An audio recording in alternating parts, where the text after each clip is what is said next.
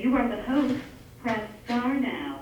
Otherwise, please wait, and you will be joined into the conference.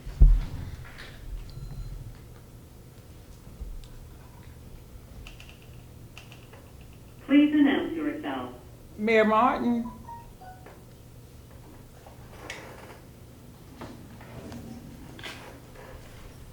Can anyone hear me?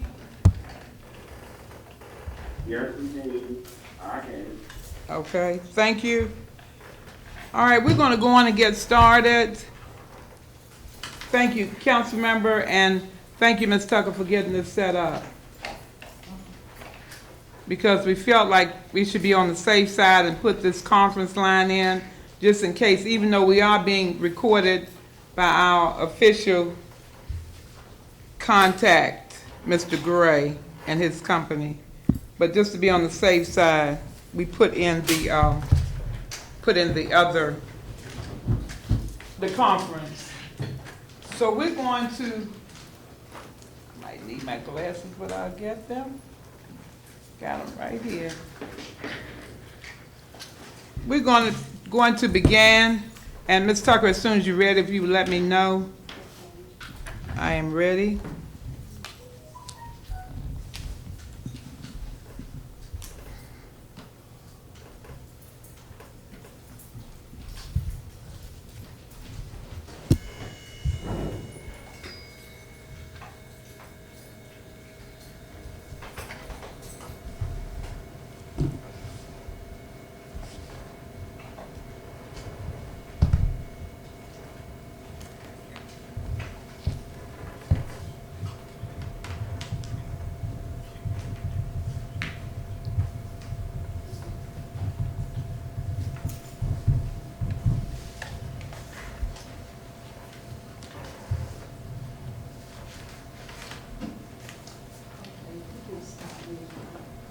You ready? Sit. Are you ready? Okay. All right. First of all, I would like to say good evening and welcome to the Town of Fairmount Heights Mayor and Town Council Town Meeting for the month of September. Today's date is September 15th. The year is 2021. I'm getting feedback. Would like to thank everyone for coming out this evening, and we will officially begin at 7:39 p.m. We had to rehook our system in, and we wanted to make sure that everyone was accommodated. Even though we're recording live, there is also a conference line that is open. So, Mrs. Tucker, I'm going to proceed on down the agenda.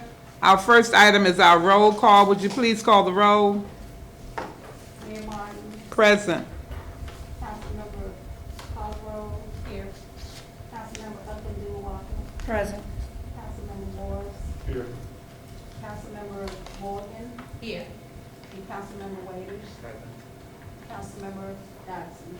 But Thank you very much. Everyone is present. We're going to move on down to, we have some minutes that have been listed here by our town clerk, and the minutes were June 8th, 2021 work session, and June 16, 2021 town meeting, and July 13th work session, and July 21st town meeting. Has everyone had the opportunity to review those minutes? I have. Everyone has? Everyone has reviewed those minutes? I have, yes, ma'am. All right, sounds great. So at this time, I will accept. Yeah, because I know. Well, yeah, we don't want to, that's right, this is town meeting. Thank you for reminding me. Okay, even though we're not officially, let me just regress.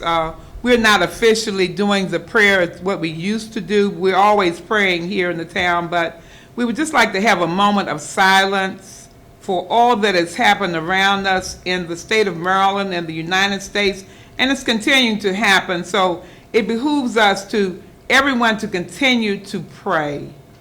It's one of the easiest solutions, and God always answers prayer. So I just wanted to put that out there and said, please continue to pray. and we will observe a moment of silence at this time.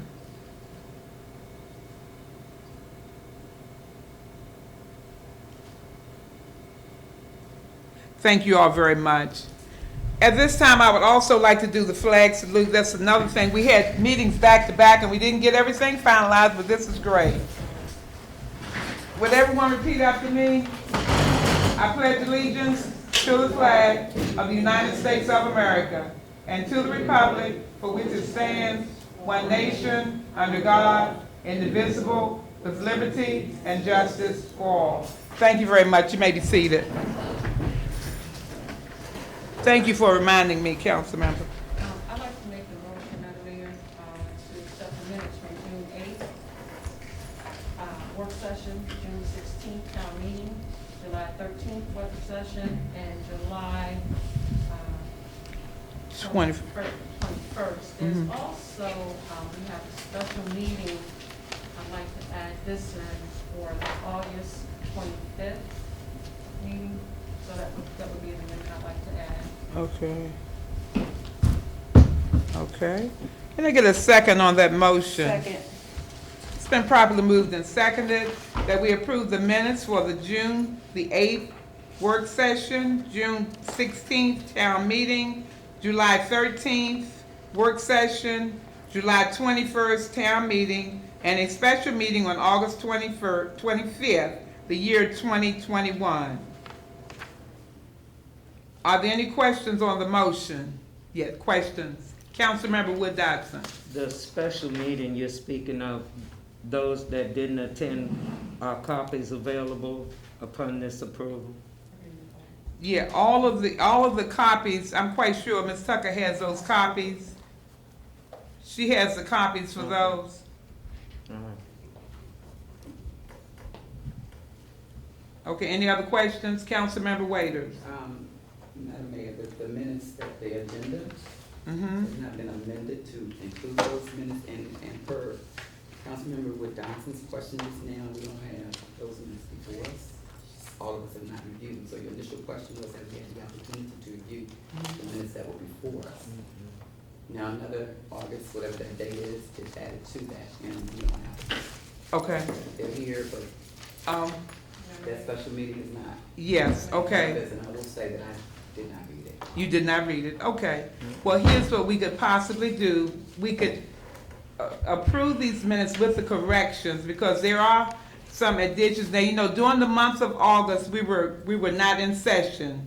We did have something special that was included there. Any correction that needs to be made can be made, and we can approve these and let them go on about their business.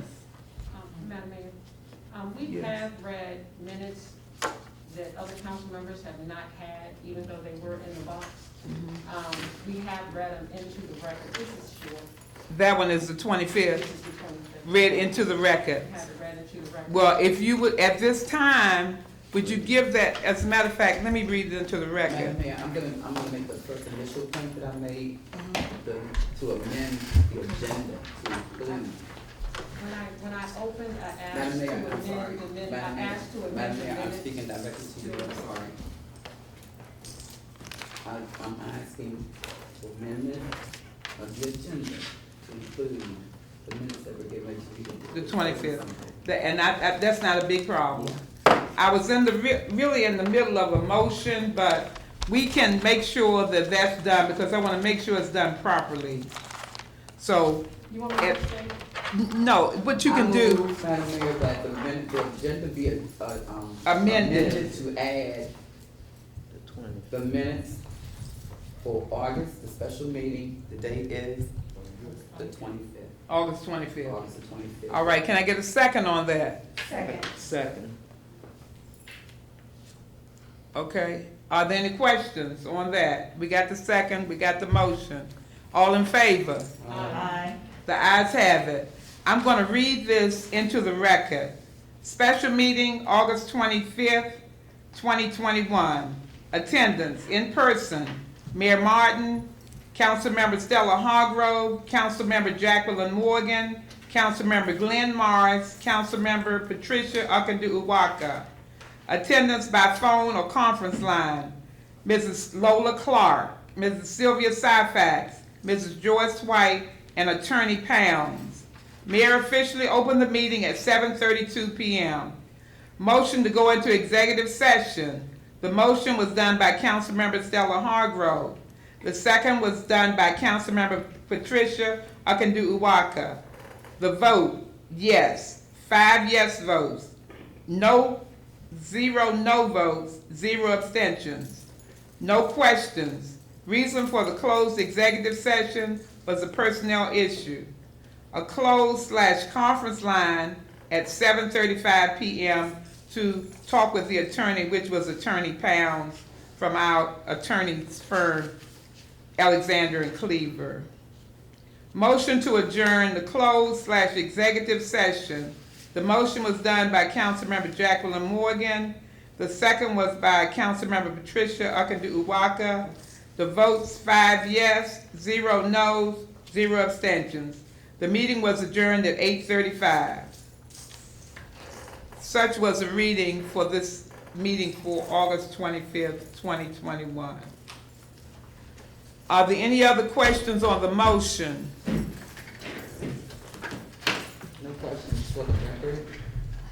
And I spoke to you on that particular day. My absence was excused. I've spoken to you directly. I just want that for the record. That can be added to the record. Okay.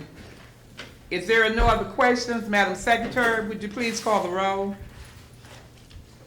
Mayor Martin, Aye.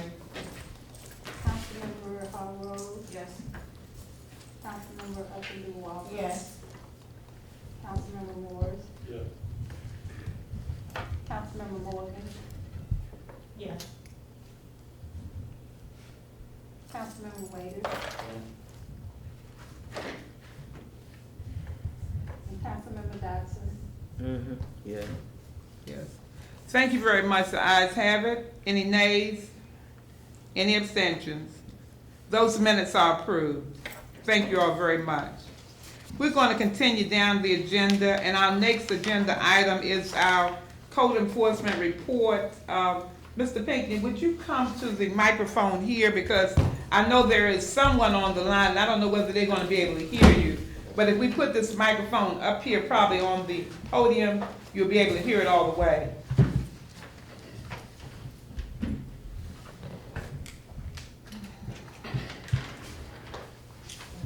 Good evening to the mayor, town council of Fairmount Heights, and to all citizens of Fairmount Heights. This is my monthly report for the July 13th, 2021, through September the 9th, 2021. This report was revised today, 9/15/21, for 2 items. During this period, we've issued 16 notice of violation and corrective action notices, 11 for overgrown vegetation, 2 for unlawful vehicles on property, 3 for accumulation of trash and debris. During this period, we've issued 10 civil citations totaling $7,000. Building permits required was 2, parking on unpaved areas was 3, overgrown vegetation was 4, occupancy permit required was 1. We received payment for a civil citation in the amount of $1,000 from Infinity LLC for the property located at 1006 58th Avenue for building permit required. Today, we received a judgment in the amount of $500 from the District Court of Maryland for one of our residents who continues to park on unpaved area. We will be placing a tax lien on the property for that amount. During this period, we've issued 3 business licenses. Eastern Avenue Apartment, 506 62nd Avenue, $1,310. Integrated Medical, 525 Eastern Avenue for $365. Rising Healthcare Chiropractor for 525 Eastern Avenue for $365. During this period, we have issued 3 building permits for September properties at 612 61st Avenue for $2,042.60. September properties for 1007 58th Avenue for $1,641.25. And Simply Solar LLC for 5532 K Street for $237.18. That's the end of the report. Mr. Pinckney, you said 2 items you want to make. Is that? I can give you a copy of it. And just one question, could you give us the definition of occupancy permit? It's a use and occupancy permit. Mm-hmm. You have to have a use and occupancy permit before you can occupy a property. And that would be even if you were, had a rental property? Yes. Thank you. Along with that, you need a rental license as well. Okay, thank you. Anyone else? All right. Any other questions for our code enforcement officer? Yes, ma'am. Yeah. With the question that I had asked you in regard to the trees being cut, is there a process or procedure that can be acknowledged tonight? I think Mrs. Saruma can speak on that. Okay, Okay. now let's then. Okay. Thank you. All right. Okay, thank you very much, Mr. Pinckney. You have questions, Councilman? Okay, Oh, thank you. oh, copy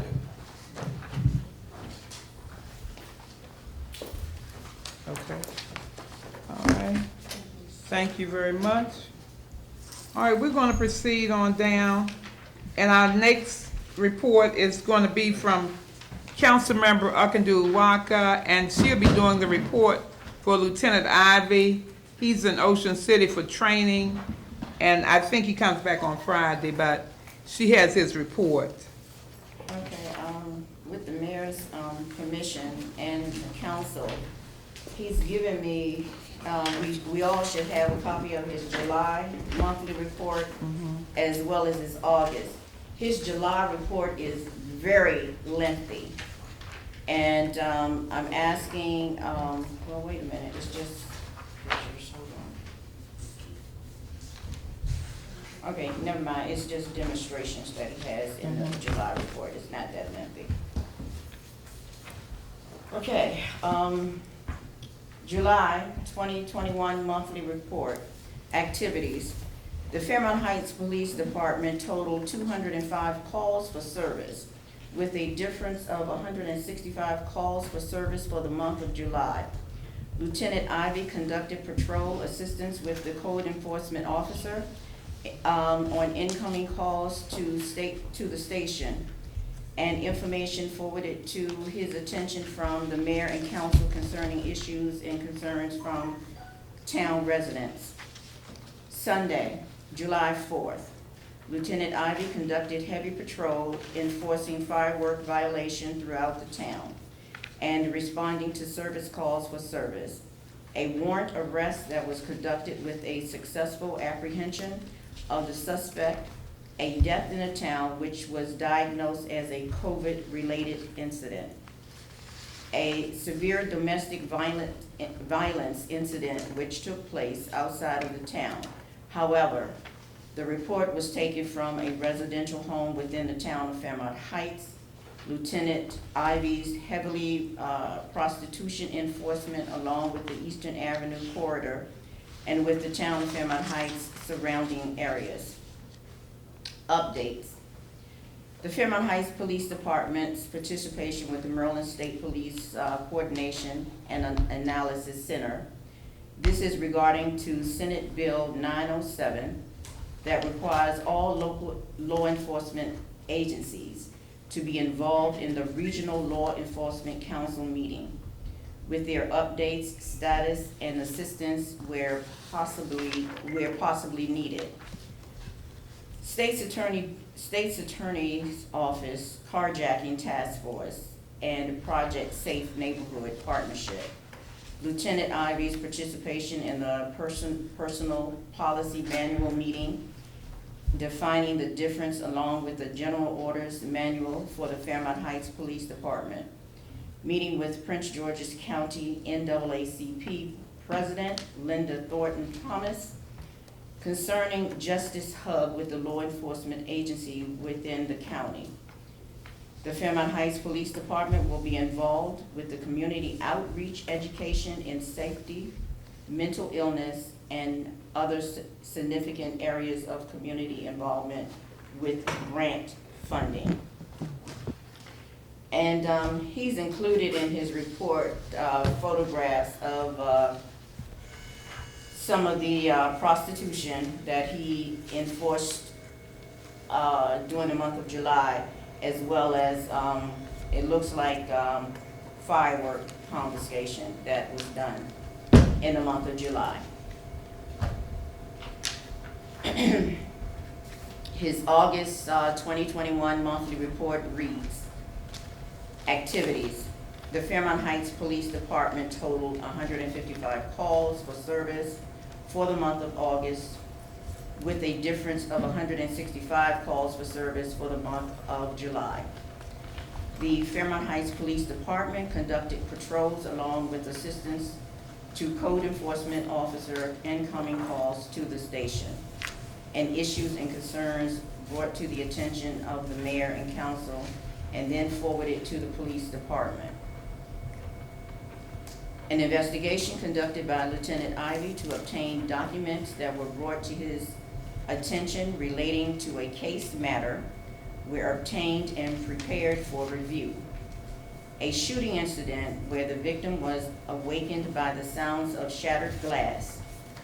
The victim later observed a bullet fragment on her kitchen floor. A domestic violence incident involving a victim being struck by a closed fist, and attempted strangulation with the suspect leaving the scene before officer arrived. Updates. Continued meetings conducted with other law enforcement agencies pertaining to case volume matters with the Prince George's County area. The live scan fingerprinting system in Fairmount Heights Police Department will obtain their Maryland State Police certification along with the CIJIS, which stands for Criminal Justice Information System Program, to be running effectively.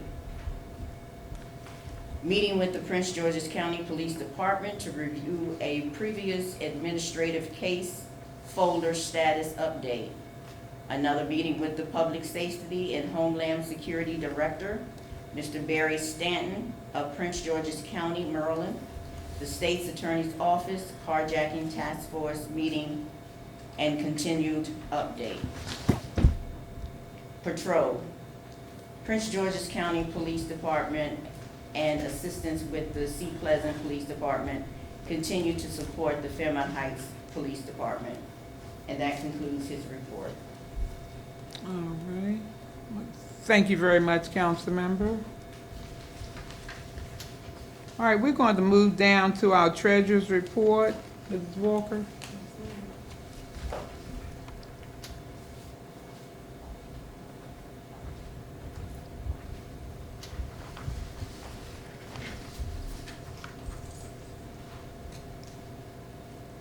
Good evening, Mayor, Council, and citizens. I'm reporting as of the end of August 2021. Our current assets are $745,810. That includes all available funds in all of the town's accounts. A summary as of the end of August: general revenue $41,103, intergovernment $17,462, other revenue $13,181, and police department $100.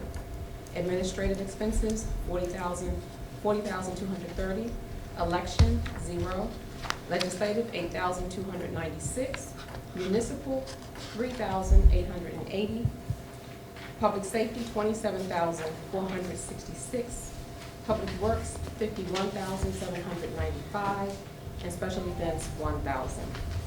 Comparing this year to last year, we are about the same as we were last year. The summer months are our difficult months. But we're able to make up for the shortfall in the summer because of having a net income in the previous months. So we have been able to meet all of our expenses during the summer months. A couple updates. A lot has happened in August. One thing I want to update the council on: Mr. Pinckney and I met with a few vendors regarding securing the 4.4 acres. However, because we didn't have a quorum at the staff meeting, we're going to meet about that again in October so we can share the information that we received and then get the pleasure of the council at the October meeting. Also, Mr. Pinckney and I, and along with the engineer, we met and went over to the parking lot to take a look at the parking in the parking lot. One thing Mr. Pinckney recommended was that we stripe the parking lot so we have designated spaces for our vehicles to park. And then we also took advantage of that time to take a look at the current container that we have in the lot. And we did discuss getting something that's more permanent for Public Works and something that would allow them to have a little additional space. Again, we didn't have everyone at the staff meeting, so we would like to discuss that again at the October meeting. We do have some quotes on that, but those are online quotes, which are still usable. We want to discuss it at the October meeting. I did meet on October the 9th with Mr. Pinckney and Lieutenant Ivy regarding code violations and, I'm sorry, thank you. You see, I'm ahead of myself. Thank you so much, Ms. Clark. August 9th regarding code violations and throughout the town. And the reason for this, I asked to meet with Lieutenant Ivy and Mr. Pinckney was so that Mr. Pinckney's records and my records can be the same. So that if there's a violation that Mr. Pinckney enforces, I can make sure that we have that same violation recorded in our system. And make sure that if we receive a payment for that violation, that I have that same payment in my system. And then vice versa, because a lot of times the payments will come directly from the county, and I need to make sure I let Mr. Pinckney know about that. And so then, because Mr. Pinckney and I had driven around the town when we were doing the 4.4 acres, I did share with Mr. Pinckney and with Lieutenant Ivy some of the things that I observed as we were driving throughout the town. And that day, we highlighted certain things, and we agreed we would come back again in a month and see where we were with those individual items. So we're going to meet again next week because Lieutenant Ivy wasn't available this week. But again, the effort is to make sure that his records and my records match, but then also just to make sure that we are enforcing things consistently throughout the town. So I'll update on that at the next meeting. The parking study RFP. The mayor and council approved an RFP to be completed for the parking study. So prior to completing the RFP, one of the things that I did was to just get a feel, because Mrs. Waiters and I are going to do the RFP together. One of the things I wanted to do was to get just some preliminary information, because having done this previously, when it first came up, having done it previously, one of the things that I was aware is the cost for the parking study is between $12,000 and $18,000. It's not cheap. It's a lot. So I reached out to companies that are in our immediate area. One's in Baltimore, one's in DC, one's in Silver Spring, as well as companies that are outside of our area, just to get an idea of the pricing now that we're in 2021, and it's still about the same. I also contacted the Prince George's County Revenue Authority because some municipalities use them to enforce their parking, residential parking. The good part about that is there's no cost to develop the program.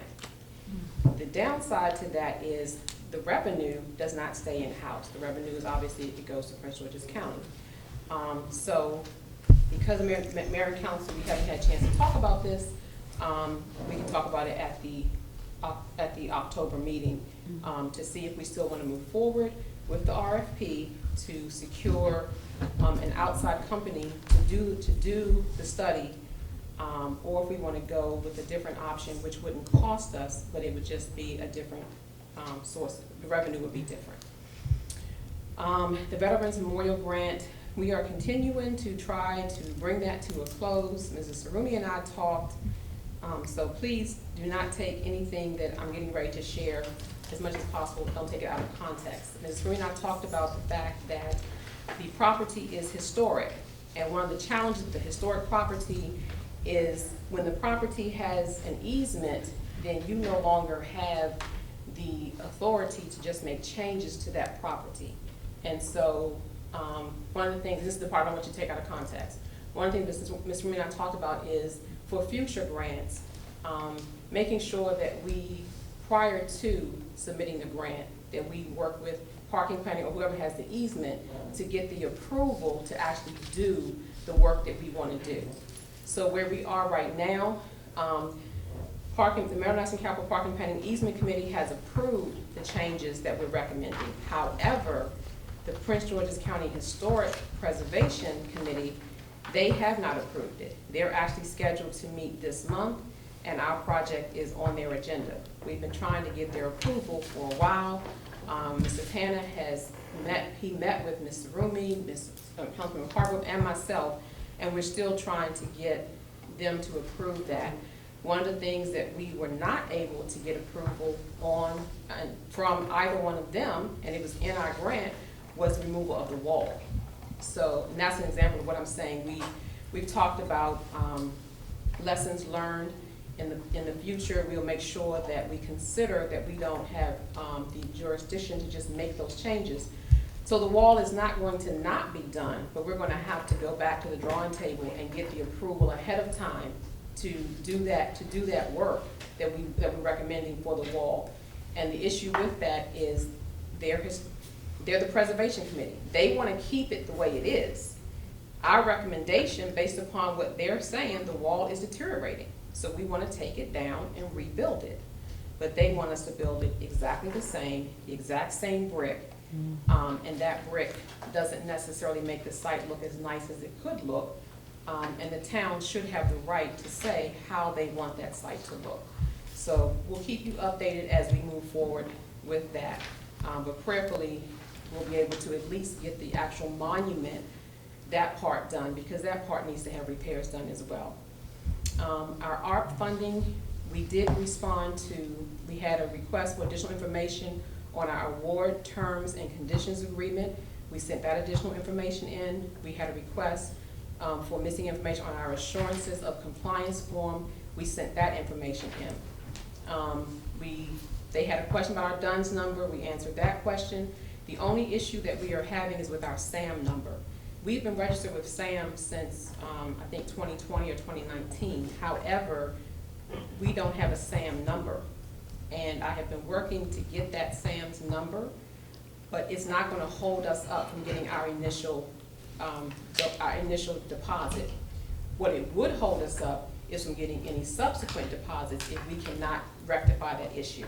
I'm sure we can rectify it. We have several people in several different agencies that are trying to get to the bottom of why we don't have that number, why the system shows us as being there, but that we don't have a number. And the only thing that they want to make sure is that we aren't on the excluded list. So, but it won't stop us from getting our initial deposit. But for me, it's just a thorn in my side because I'd like to have it done so we don't have any issues. The last thing I want to share is the outstanding debt. The businesses have done a really good job of responding to our invoices. However, we do have a few. We have about 10 accounts right now for fiscal year 22 as of the end of August that had not paid for their license. However, some of those have paid in September. For fiscal year 22, we have 4 operating properties that have not paid for their license. Keep in mind, operating property is anybody that has a business and they have property in the town. So you could have a calculator and you put it on your Form 1, your Maryland Form 1, then you're going to pay taxes on that calculator. Prior years, we do have several accounts that are old. We've talked about how to clean up those old accounts. One of the things we talked about was which accounts would need to be possibly looked at through a collection agency, and then which accounts would need to be written off because we wouldn't be able to collect on them. The collection agency would honestly be the last resort. That's not the direction that the town wants to go. However, we can't carry outstanding debt on our books forever. We have to clear it off at some point in time. So this is something that Mayor and Council will sit and actually look at each individual account so that we can be fair. We don't want to be unfair. But I put this again before you because we did talk about the possibility of using a collection agency. And so I did look into that, but we'd have to have more conversations about that. And so, Mayor, those are the main things I wanted to highlight as of now. Okay. Okay? Thank All you. right. All right, well, thank you very much. Are there any questions for our treasurer? All right, thank you very much, Ms. Walker. Mr. Rumi? Would you come forward here so that we can get a better sound effect?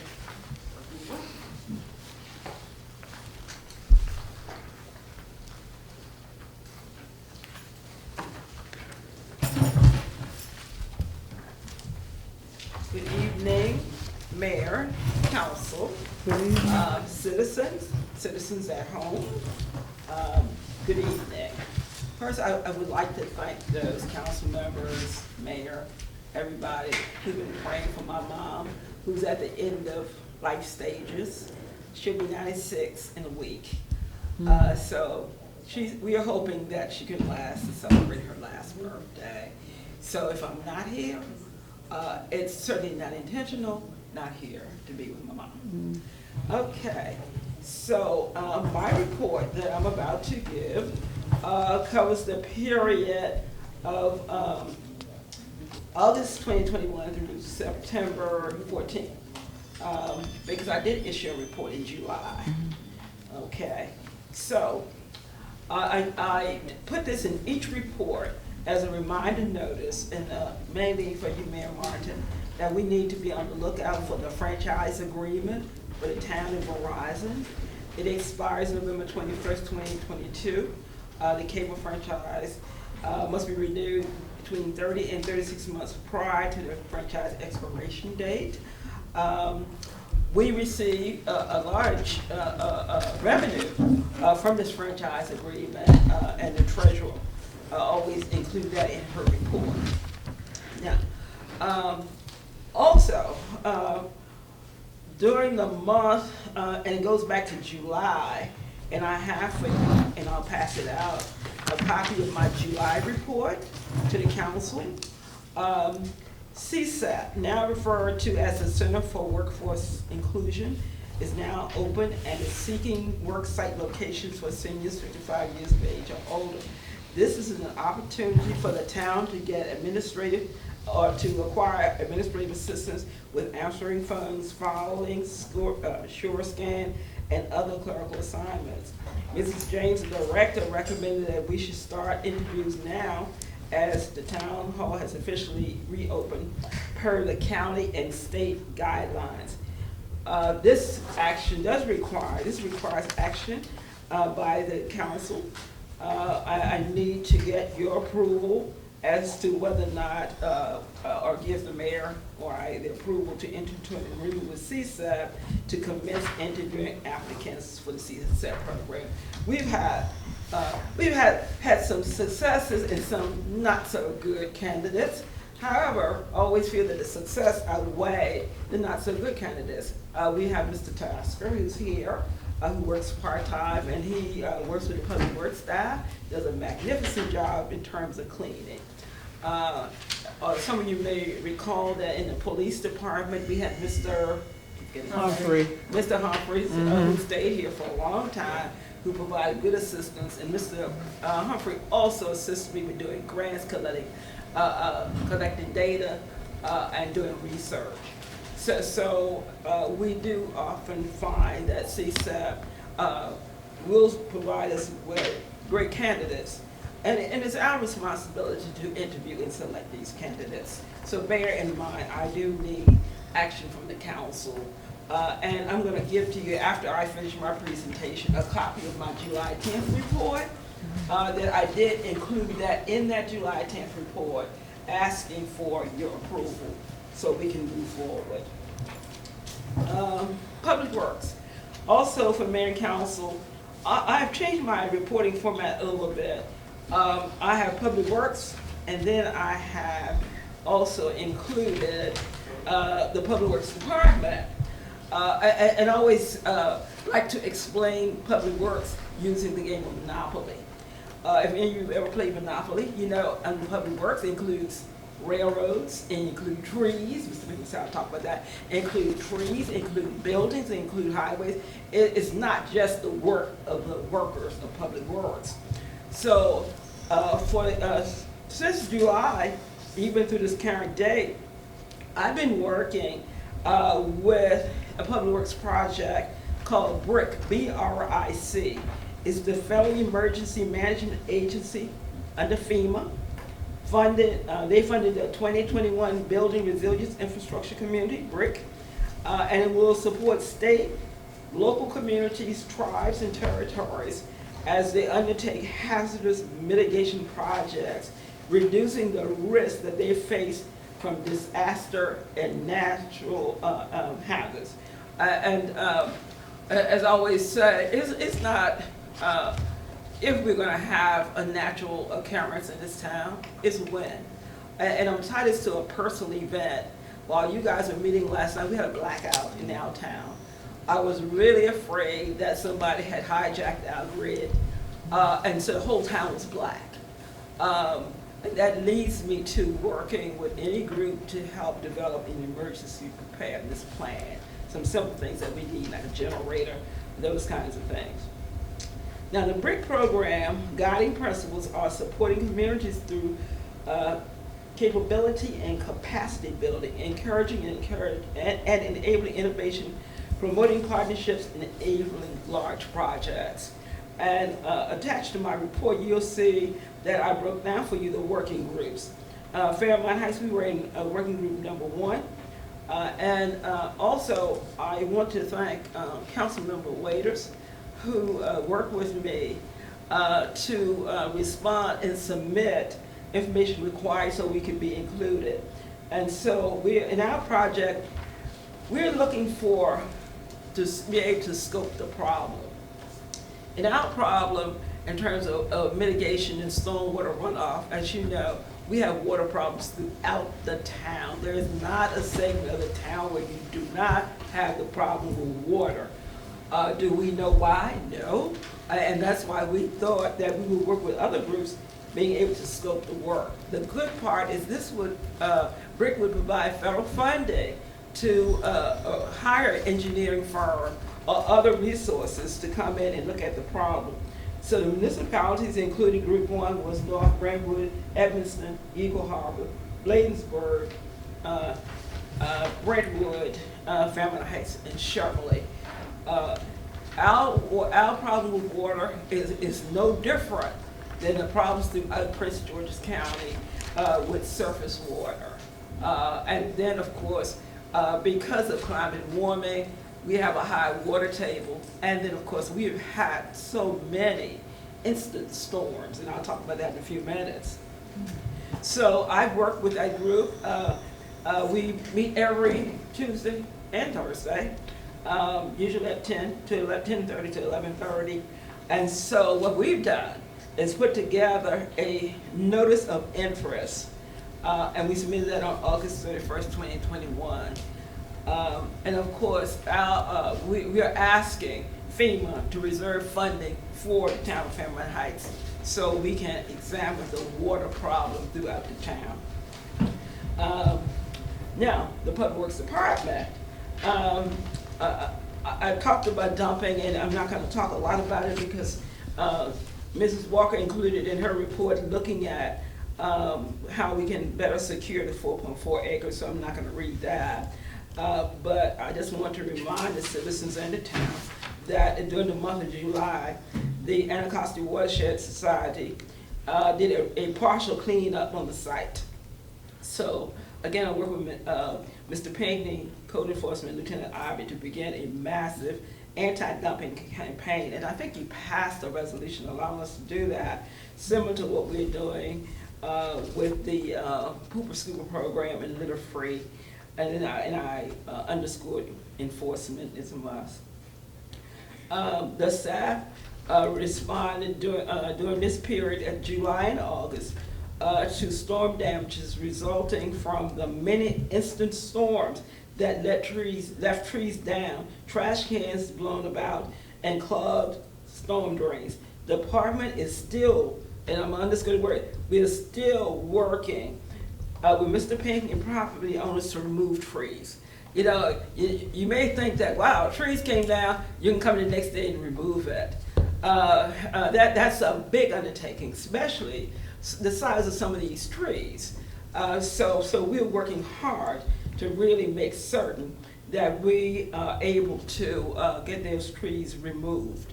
I want to talk about also the public works staff. They took their Department of Defense training classes. It was held on September 2nd. This was provided through Legit. Miss Susan. As soon as I get an invoice, I think it costs $20 a class. Okay. But this is something that the council already always participated in, and so thank you, Ms. Tucker, because the certificates came today, so they will be receiving a certificate. Also, in yesterday's report, I had a news alert in there, mainly because I had received an email from Mrs. Tara, what's Tara's last name? Mako, who discovered that she's a descendant of this Mr. Mako. Okay. Also, I think Ms. Tucker sent everybody a copy of this. Okay, and so, Ms. Tucker, we will post this on the door. One of the things I did find out about this issue on Joss Street, 5714 block of Joss Street, that those citizens were over there were having problems with water.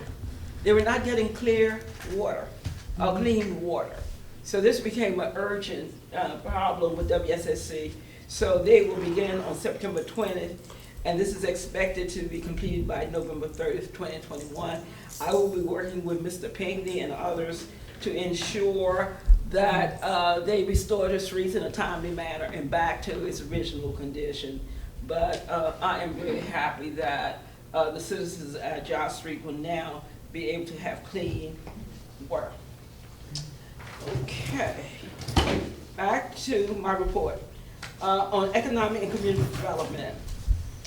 I'm happy, I think I said this in my July report too, that we were awarded $5,000 grant by the Prince George's Art and Humanities Council. We were lofty when we first put together the application. We wanted to design, stencil, and paint all the manholes. And if you drive through Seat Pleasant, you notice that they painted the manholes and they painted the sidewalks. So we wanted to do some of the same things, but we received $5,000 grant. Just last week, I did get a notice from the council asking me to submit a W-9 form, and with the help of Ms. Walker, we got that submitted. So Ms. Tucker and Ms. Walker be on the lookout. I think you're gonna be able to check. It will not be automatic deposit. Okay. Now I want to talk about the Economic Community Development Committee. They meet on the third Thursday of each month. The committee will be holding a citizen engagement working session on Saturday, 18/2021, from 10 to noon. This will be a virtual meeting. The panel will include Mr. Tony Ruffin from PEPCO. He will be discussing the charging station to be installed on our property, and how this charging station will support the national push to reduce the carbon footprint and help slow down climate warming. In addition to Mr. Ruffin, Stephanie Prostel from HIP, what's her name correctly, from HIP will also give us an update on the 7 net zero housing units. And Mr. Ruffin will be part of that discussion because through PEPCO for the net zero project, we received an additional $200,000 to develop its own microgrid system, which is, and I said it was the first in the county, and I think it is the first in the state of Maryland, that we're gonna have this microgrid system, so I'm excited about that. In addition to, on that same site, historic preservation, they're looking at how to incorporate our historic marker into the site. So that should be interesting. What is not included in my report, speaking of historic markers, I highly recommend to the mayor and council and citizens out there, we have been working, I know Councilmember Waiters and I, even input from Mr. Pinckney, input from Ms. Susan, as to how we can preserve our historic properties. Well, the Isaac Brown House is a historic site. And working with Mrs. Karen, Mr. Pinckney, I've been working with Ms. Karen to ensure that, again, that we follow the process set up through Brown National Capital Market Planning. And Mrs. Walker already told you about some of the hurdles that one must go to. But please go by and look at the house. It looks like something from HGTV. They tried to restore the house using the additional German lac siding. It is gorgeous. And Ms. Susan, we have our final historic marker installed. It looks like a park setting. Okay. Huh? Yeah. Oh, the address? Oh, I'll text it to you. But it's on 59th Place. The house is gorgeous. You have to go take a look. Also, please note, Ms. Karen will have an open house for the mayor and council and any citizens to do a tour of the house. But she wants next week to make sure they install all the appliances. And one of the things that I noticed yesterday that I was taking pictures, someone had thrown a rock through the window. Oh, my so I'll ask Mr. Lieutenant Ivey to make certain that, because that's not the only house in the town being renovated, to keep a close eye out on vandalism on those properties. So I'm really, really excited about that. Now, back to the issue of trees. I wasn't here last night, but Mayor Martin and some others briefed me that there was a lot of concern about the trees on 61st Avenue. My recommendation, I know Mr. Hill, that they do the best that they can, but they don't have the equipment or the know-how as to how to manage and clean up those trees. Because what you have, some of them are not trees, they're overgrown weeds. But in some cases where you have trees, you have dead limbs growing within the trees. And also, at the base of those trees, we've stopped those trees from growing properly and have the canopy necessary to withstand storms. The suckling, and those are the little lower limbs that are growing around the base of the tree, those need to be removed. So I'm going to be working with Ms. Susan. I need to get with you, Mr. Pinckney, and the mayor, and we need to look at the possibility as to how much it's going to cost, whether or not we need to do a RFP, and how we can get those trees taken care of. Because in a lot of cases, the tree limbs, they do blow, they do hang over in the street, so it's difficult. Could I finish my report first? Okay. So it's rather difficult. Okay, now, the thing that brings the most joy to me up here speaking is our farmers market. I really want to thank everybody who participated. So let me read it so I would not leave out anything. The Green Team held its farmers market, the first one on August 11th, 2021, then August 25th, and then September 11th, 2021. At the request of the citizens, the staff, and the team, the market is now held on every other Saturday from 9 to 1 p.m. The market is a huge success. I also want to thank Mr. Warren Eagleston, a town resident who stepped up to the plate and have been working hard since he joined the team immediately after Earth Day 2021, that was in April. He has taken on another project and he's tried to remove all the invasive weeds and trees at the townhouse location. In addition, he's a chef and he has volunteered to help us with our healthy eating, healthy living classes. I want to give a special thanks, and I'd ask the mayor, so I'm asking the council too, at our October meeting. It's not often that we recognize our public works staff, but they have been a real team. If I get back from the market and nobody complained, they met me here so we could unload the truck. Usually when I arrive to the site, they have set up everything perfectly, look like a farmer's market. I want to thank Ms. Susan who donated at our first farmer's market the flower pots for the children. We had art, we added art. And for our fall session, young people are asking for pumpkins. They want to have a pumpkin carving. They want to learn that, so we're going to add that. I did turn in the money to Miss Susan, to Miss Tucker, and I'm to Tucker, and I'll be working with, and I am working with Susan, so we can come up with the proper format to record. So what I did at the last meeting, I wrote out a sheet for everything that everybody bought, and I gave them a receipt. So now I got to put that spreadsheet together. But I'm working to make certain that we have the accountability. We're looking for grants and resources to support our farmers market. And I also would be amiss if I do not thank our local Prince George's County farm, Miller's Farm. A shout out to Phil Miller, to Richard Miller, to Jose, who's not a Miller. Those guys work really close, and they discount much of what we buy depending upon their abundance. So I really want to thank them. Also, the peaches. Everybody loves the peaches. Oh, yeah. I get the peaches from Miller's Farm, but I also get them from Swan Farm, which is located in Cheneyville, which is in Calvert County. And both of these farms supply produce to all the local grocers. One other comment I would like to make, I see Mr. Barnhart here. Mr. Barnhart, I will try to schedule a special meeting that at your request to talk about some of the things that you had asked in terms of invasive trees, overgrown weeds on fence, and all of those unsightly things in our town. Mr. Pinckney was on vacation, then Mr. Ivy's out of town. So I'll probably schedule that next week. But in listening, I took some notes from Mr. Pinckney's report today, and we are making progress. Please understand, citizens, this is an ongoing and forever problem.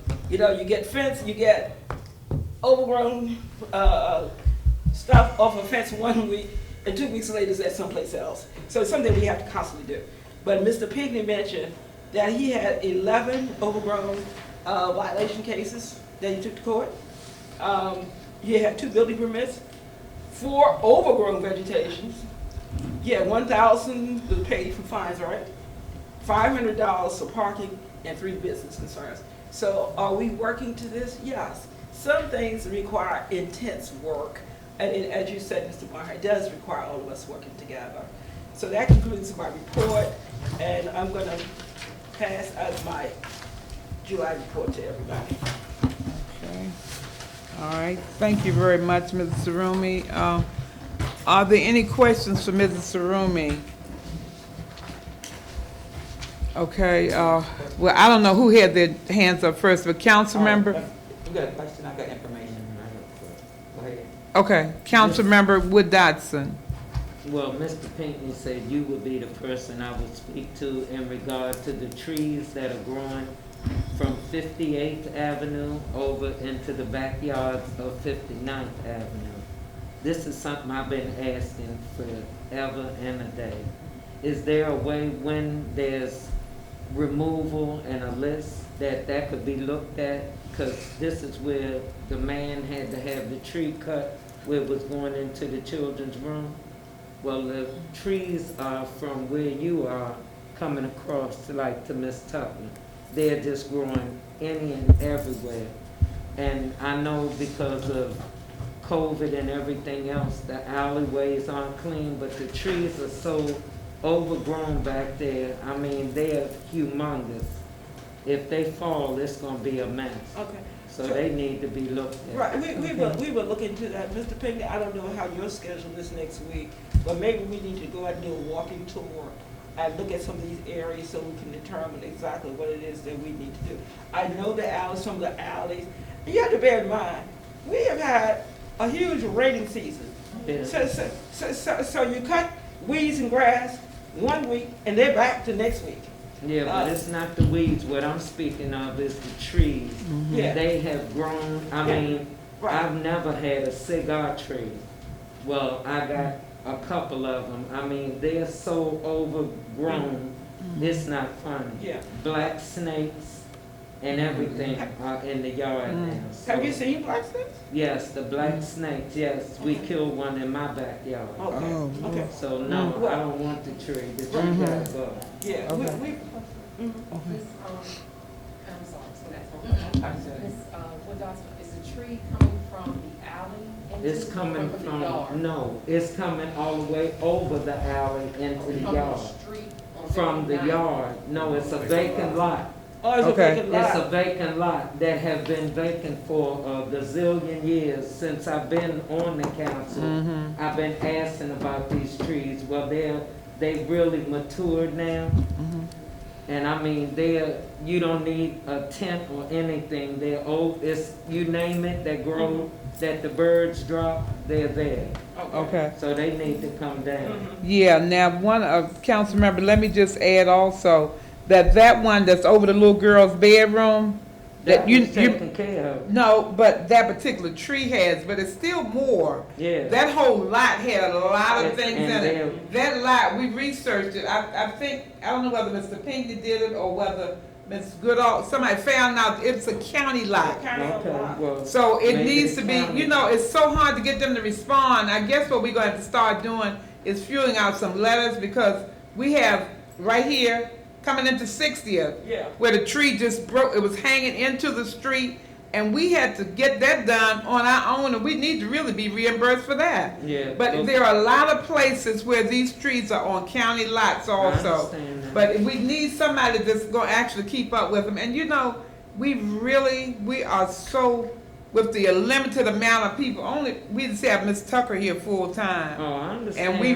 really need to do something. That's the reason why, when we're talking about C-SPAN, clerk to the council, whoever we can get in here that's gonna help us in some way, we have to have some researchers and some people to get this information and keep it flowing, because it's causing a major issue, especially with those things that are owned by the county and that the town is being blamed for. But going back to this whole issue about the trees that we have jurisdiction over, we have to, even if we have to appropriate from another line, somewhere, we're gonna have to have some money in that we can do something with a lot of these trees, because they're out of control. And every time it's more and more added to, because like you said, the weather, everything is continuing to grow, Right. and it's causing a major problem. Yeah, but I mean, this is the first time I've heard about the county owning it. I've been complaining about this since I got here in 2005, so. Okay. I mean, this is too ongoing. How long do I wait till it grow to my back door? I'd like to see something done. Right. What I would circulate to the council, and maybe we can have this discussion at your October meeting, is I have been working with Maryland National Capital Park and Planning to put together a map, I gave it to you, a map showing the address of all vacant lots in the town. So maybe we can take a look at those lots and come up with some recommendation as to how we get DPI and others in here to clean up those lots. Right. Yeah. Okay. All right, and who else? I think, hold on for a moment, Ms. Syphax. I think it was Councilmember Waiters. Information. Mr. Rooney, I looked and I saw that you didn't get this. Mr. Deadweiler has a training program for maintenance engineers. I'll send it to you. Okay. The staff. It's for, electrical, it says apartment, but it's electrical engineering, things like that, so I'll send it to you. Okay. Thank you. Okay. Was there some other comment, Ms. Syphax? Yes, Mrs. Ruby, I was wondering if you could look into contacting DC, about clearing out, the block of Eastern Avenue, right at Sheriff Road. You can't walk on the sidewalk, everything's overgrown on the Yeah. sidewalk. And it's been like that most of the spring. Okay. I will. I think the ANC commission, is that still Miss Dr. Gaffney? Dr. Gaffney? Is it still her? For the northeast boundary, Yeah. that's Yeah, still okay, in. I'll contact her. I know Dr. Gaffney. Okay, I'll contact her and see what we can do. You're absolutely right. I have been observing the condition, and so I'm looking at how you also combine that with historic preservation. Because you know, you have a number of historic houses right in that little section. So maybe we that can bring it. stone that, George Washington Yeah, made. it's right there, yeah. So often we get better results when we bring resources from other areas, like historic preservation, like the District of Columbia. So, I said, I made a note of that, and I will look into that and give a report at our next meeting.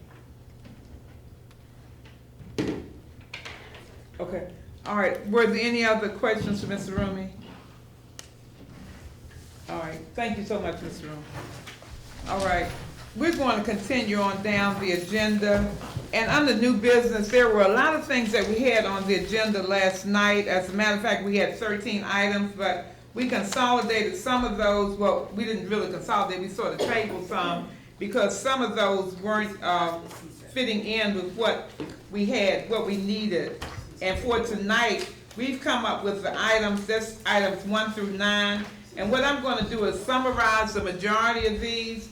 We had gotten a consensus on a few of these items, but I want to make sure that everything is written in stone. The first one on the new business was it was a presentation last night from Mr. Rivera, Mr. Norman Rivera, the attorney for the Addison Road project, well, they're not projects, but the Addison Road apartment buildings at the site of the old Fairfield Farm. So he made a presentation right here to us and to everyone who was listening on the line. He gave a summary saying that this was, he sent me a rendering of the complete site for the front part. And he says, as you can see, the first phase of 321 apartments are built and 20% have been occupied. The next building of 327 units will go up in the spring of 2022. Now, we also discussed a little bit about how the whole system works there. They're saying they have 20% that have been occupied. We talked a little bit about the pricing for 1 bedroom, 2 bedroom, and every other kind of observation. Talked about parking. You know, they charge, I think it's $50 per month to park. And Councilmember Morgan asked a question concerning the traffic, because you know we have been talking about how that traffic was going to affect, say, either Robert R. Gray or all of the residents that have access, that use Addison Road a lot. So, you know, Mr. Rivera mentioned that, you know, all of their permitting and everything had been finalized. The county had given them the green light. Everything is green all the way. They're just moving straight ahead. I think what they're coming to now is that they want to get to the point where they get the majority, the balance of those units all rented, and then in 2022, they'll be going to phase 2. Because during the first meetings that they had, they talked about how that project was going to run all the way to the Chevrolet Metro Station. So that's going to be the whole objective. It's going to be running all the way. You're going to have some spin-off that'll be going, people will be catching the subway there at Chevrolet. Other people will be using the Deanwood subway. And already the lines have been drawn on the street so that you have a narrow passage coming up in that area. You have to just sort of go in on that one lane. So, I mean, everything is already, it's pulled out, and he did agree that since he had promised he would come and make the presentation, he's done that. He's gonna send us a color and a larger rendering of this whole Addison Road project. So everybody, as soon as we get this color and we can print this out, you all can get a copy of it. But at least we have an update on that. And I thanked him for actually coming forward to report, because he didn't have to do that, but he did. Yes, ma'am. Just a quick question with the drawings, because I asked for one last night before you move to the next. Can we get a copy for the meeting on Saturday? Maybe a copy of yours? We should have it by then, Okay. because he had said he was gonna drop it possibly Thursday or Friday. Okay. Yeah. So if we get that, I'll make sure you get it in your hand before time for that meeting. Okay, and then that way you can reference that. But it was some very interesting information that came out of that.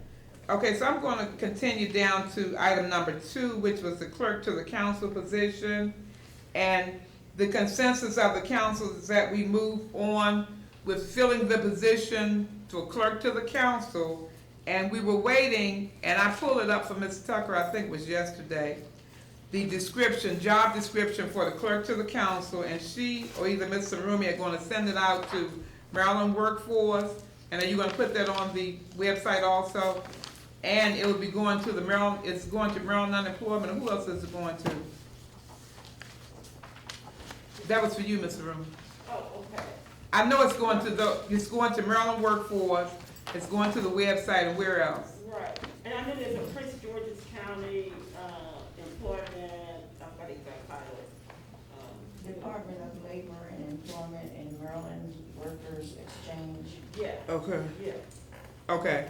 And is there a possibility we could probably put it on something too, like Indeed? Will Indeed handle that? I'm not sure. I'm not sure. Okay. But we can try, I mean, we can try this. Okay, because there's a real need. We have so many items that are not being able to be fulfilled because we just don't have on crunch days. Like I mentioned last night, we had really a crunch time around here because we've been trying to come into compliance with a complaint, it's a very large complaint that has to be satisfied by the 18th. And in order to do that, we need hands-on. We just have Ms. Tucker. I mean, you know, besides Mr. Rumi, not saying, I'm talking about as far as clerical research and trying to pull all these minutes and everything that's needed to go to the attorney. So it's a major issue. And I just wanted to bring that up. That was what we were working with. But that was, we took the consensus yesterday, last night, in last night's meeting, and we agreed that everyone, that we're gonna go on and put that out there, the advertisement for that position. Okay, the next item was a consultant for the town, and was a motion to issue RFP for ARP funding. Everyone said yes in the consensus that I took so that we can move forward. And Ms. Walker, this is for RFP for a consultant to handle the ARP funding. And what we did is, well, you know, we had discussion time, and we talked about how we're gonna do, because we know that we're gonna need some help in here once the full funding starts coming in. And like I said, it goes back to, we have a small amount of hands on deck. So everyone was in agreement that we get the RFP for ARP funding. So I'll get with you to get more information, because I would obviously need to know, I need more information Yeah. about putting that together, what the person's gonna be responsible for. Right. Just everything, so yeah, we need Yeah. to have a conversation about it. Okay, yeah, because we didn't get a chance to. We Okay. just did this last night. Okay. Yeah. Okay, so, we just did consensus on that, so hopefully that's sufficient. I don't know whether we needed a motion on it, but we did a consensus on it. I see if she can get the information, more information. Yeah. Yeah, well, like I said, we just did this last night. Okay. All right, the next item was item number 5, which was a vacant lot ordinance. It's listed as a preparation for final filing. Now, on that, I think this one, was it moved? Okay. That one is one that we're gonna revisit for our October work session. So, because there was some discrepancy about the, seeing the actual document and the timing to make sure that we're in compliance with our timeline for the 2-week advertisement and the final verbiage for that reading and a public hearing. So that's scheduled for the work session. Okay, the next one was the Sept program. And Mr. Rumi, I think as long as we get the consensus, which we did, is that you can move forward with trying to get the person or the persons that would be the candidates for the Sept program, because of the fact that we have no receptionists here at all.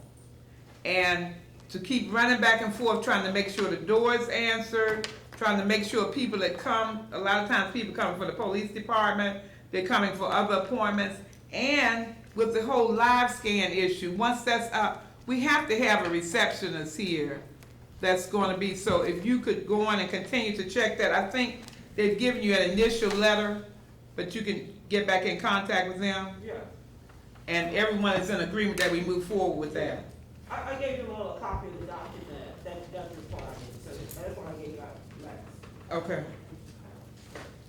Okay, the next item was item number 6, the mattress and box springs bags for, so that people can put their mattress and box springs in and get them thrown out, disposed of, because there was a concern, Ms. Tucker brought to my attention, that people called and they wanted to dispose of mattress and box springs. They're gonna pay if it's not a free bulk day, but we needed to have access of something to put it, bags to put them in. So everyone was in agreement that we go on and get those, have them available, and we would charge nothing additional. It would just be the amount that the items cost. They could get that from the town, get a receipt for it or whatever, and they would have access to bag up their mattresses and box springs.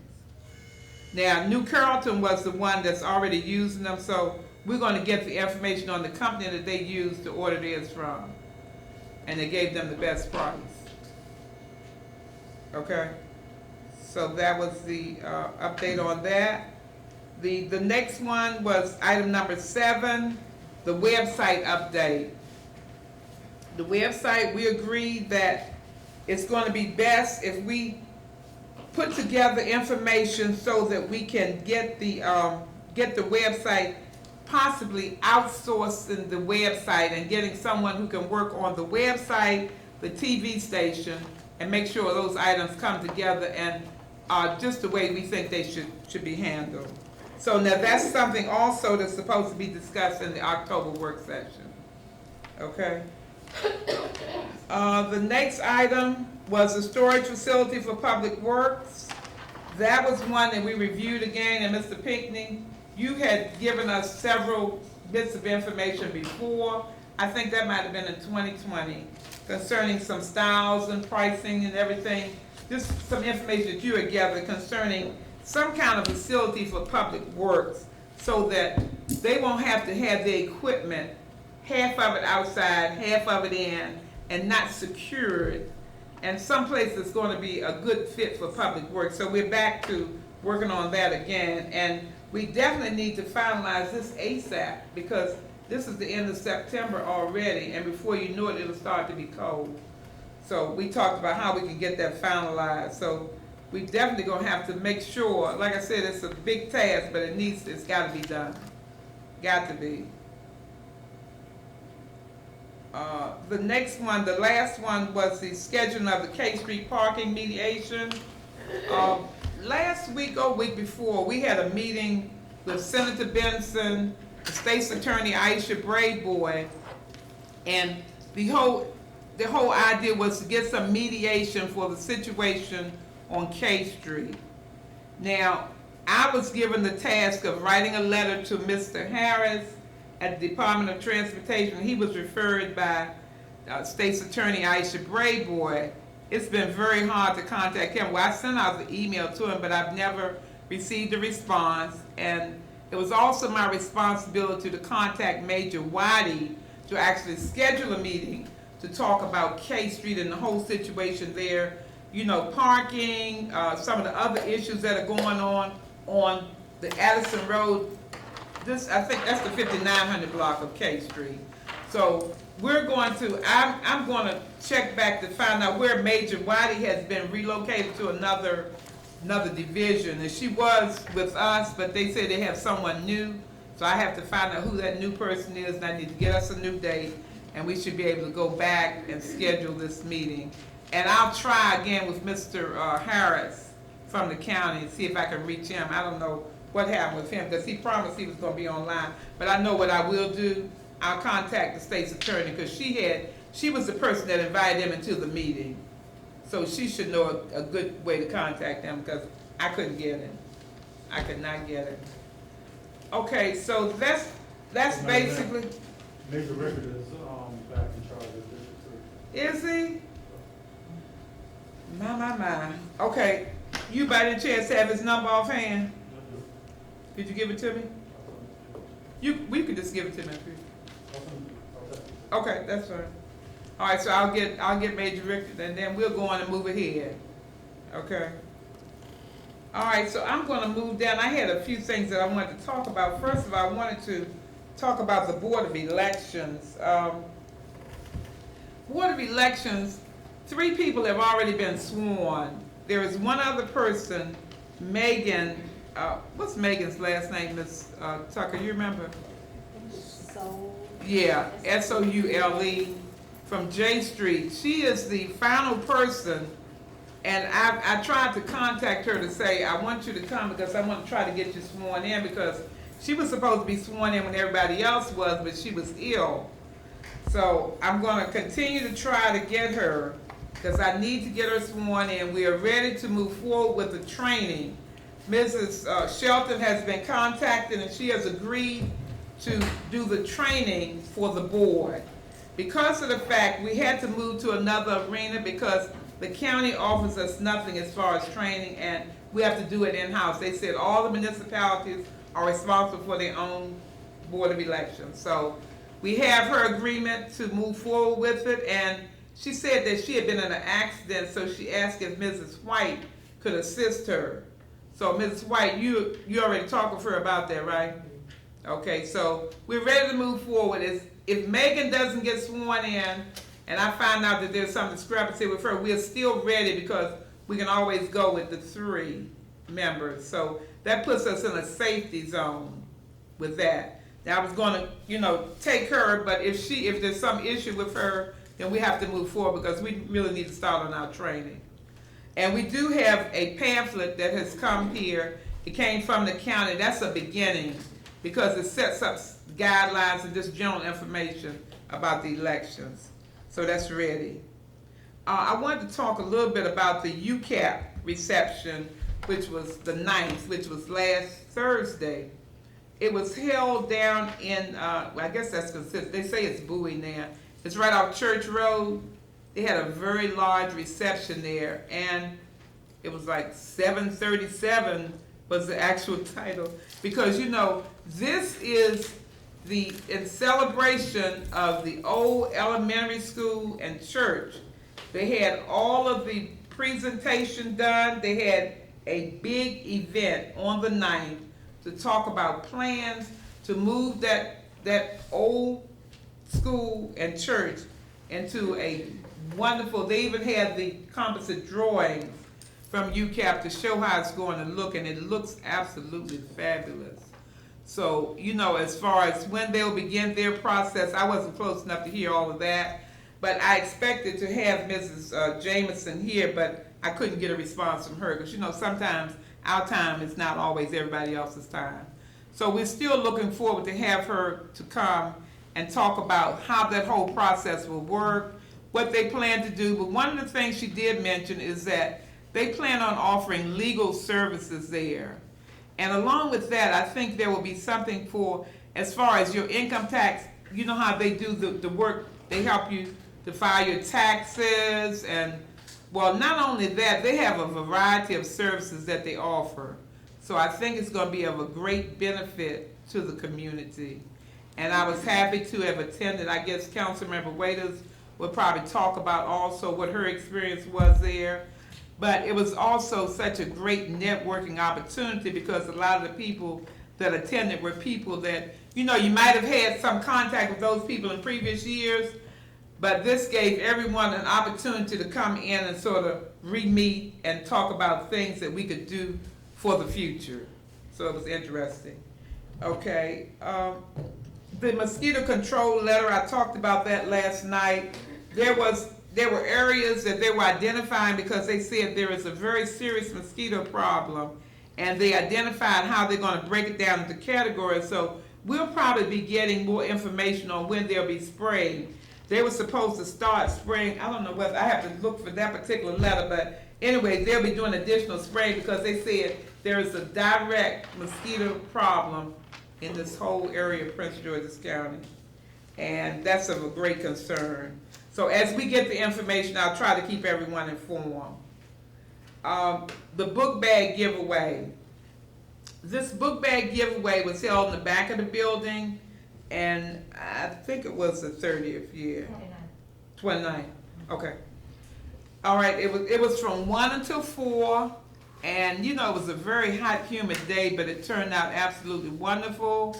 I mentioned it last night, I want to thank those council members That was Councilmember Hargrove, Councilmember Councilmember Morgan. I saw Councilmember Wales, but I didn't see her anymore. But the people that came and helped to pack and to replenish the supplies, because it was an ongoing process.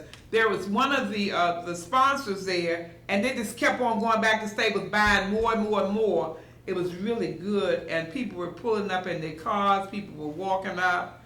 It was just a fun day, and it was very beneficial to the students. So I wanted to thank everyone again for coming out and participating in that. And I wanted to say that this was actually, the seed was actually sown from Solid Foundation, which is Latasha Ward's associated organization. So they came up with that idea to sponsor that whole program, and it turned out wonderful. I know they're happy, the students were happy to receive. The last thing I wanted to talk about was the ribbon cutting. We had scheduled to have the ribbon cutting for the Pocket Park this Saturday at 10 a.m. We have not been able to contact our sponsor because they had definitely said they wanted to be in-house or at the event whenever we cut the ribbon. So now we are just waiting for them to give us another date so that we can rebound on that and make sure that everyone is aware. Hopefully it's before the weather starts to turn, but there's nothing we can really do about it. We need to have them there. You know, your sponsors, if they sponsor your whole, your park as a whole, you have to have them there. So I just wanted to let everyone know we won't have that on this coming Saturday at 10. So that is basically what I wanted to wrap up. And I'm going to move at this time. I'm going to go to each council member and let them have the opportunity to make comments as we go around the room. I'm going to start with Councilmember Hargrove. Good morning, everyone. For my report, I'd like to first thank Councilmember Marbley Nettles from Cheverly. She put together a program where she called every council, every municipality, and asked the council person that she had set up for us to welcome back our young scholars. So she contacted me to come up and call people and get them together to welcome back our young scholars like Robert R. Gray. It turned out really nice. Mom Mills was there. Christopher Stevens came. Jolene Ivy, she came with her entire staff as always. They bought backpack school supplies. Major Waddy, she supplied the Prince George's County Police because we did want to have a showing of that and show where our police department is there to support our community. So Major Waddy had police officers there. Councilmember Morris had the yard signs that gave the kids opportunities to have a photo op, which was first day of school, study hard. Parents seemed to like that. And Councilmember Morgan was there. Councilmember up into a Walker got her dates mixed up. She was ready for the next day. Oh, Lord. She got her dates mixed up for that. But it was really nice. We had a great showing, and the parents really loved the fact that they were able to not only take pictures of the first day, but have a photo op with the kids. For the 2nd District Barbecue, which is the police department versus the fire department, where Councilmember Morris again did the signs and was a supporter of that. I supplied the trophies. It's a huge trophy, which each year when they have this, which they intend on drawing to other police departments and fire departments, where they can pass that trophy on, and then a trophy to the winner of that barbecue battle.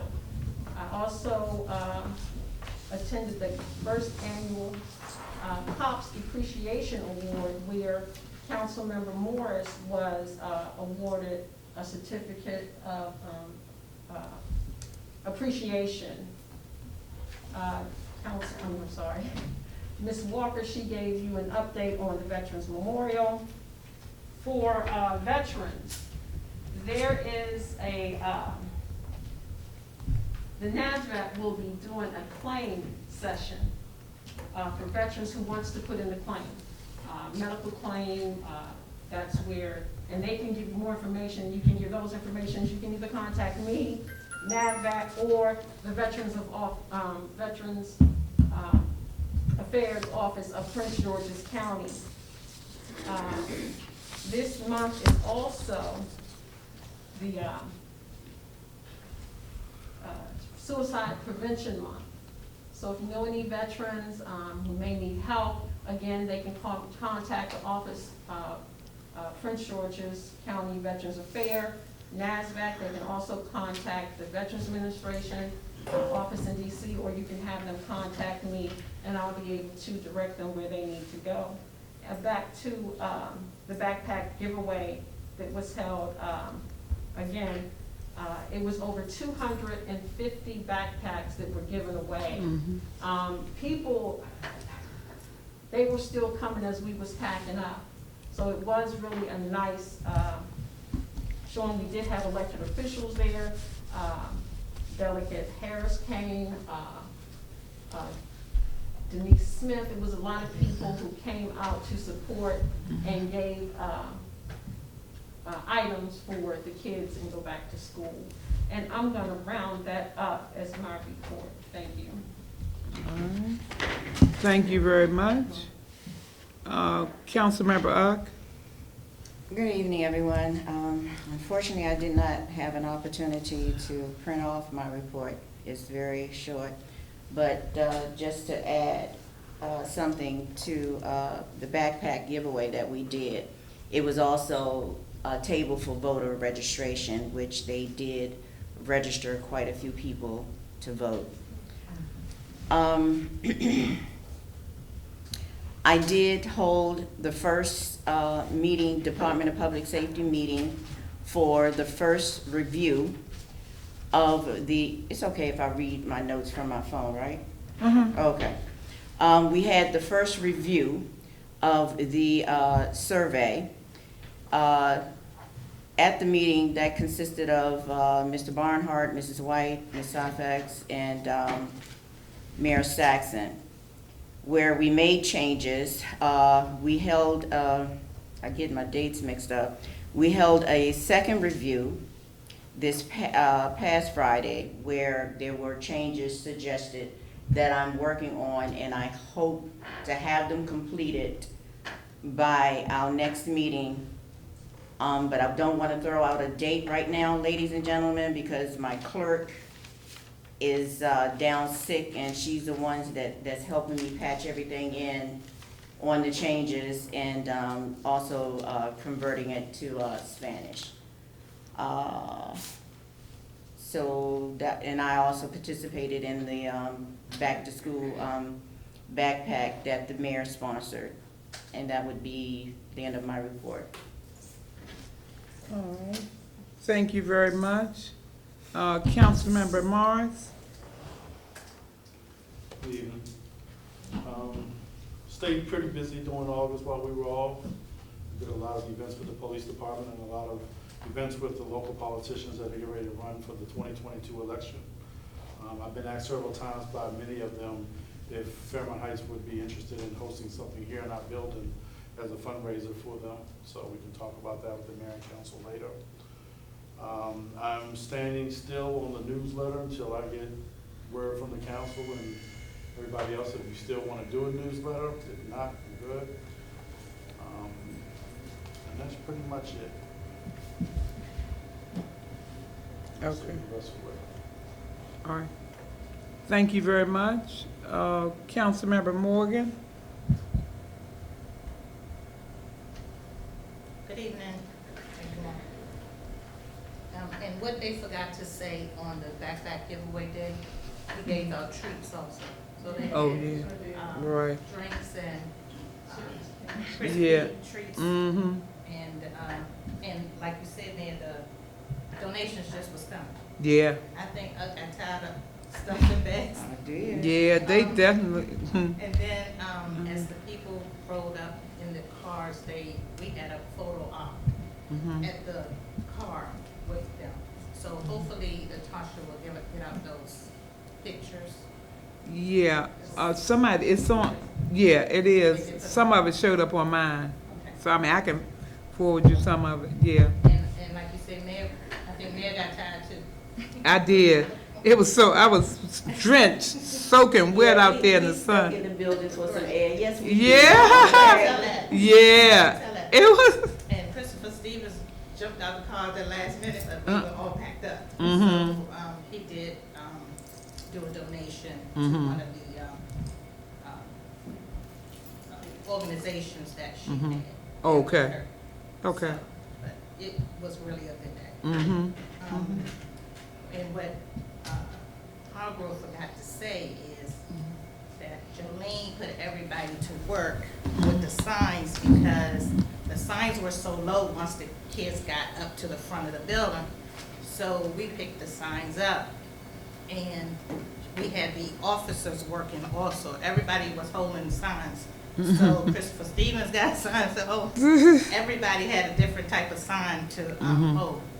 Morris, I wanted to say that you had a typo in one of them. I just want to put that out. But it was a real nice day. Kids were just ready. yeah, And I like the way they broke them up because of COVID. So they had a few ages out front, they had a few ages in the side, and then had a few ages around the back. That way everybody wasn't jammed up in there together. okay, But it was a real nice event. that's great. Also, we did get our trash truck inspected on the 17th of August, so that's done. Mr. Rumi, I left information with Ms. Tucker because with COVID, everything is online, and I gave her the information where you go step by step to go online to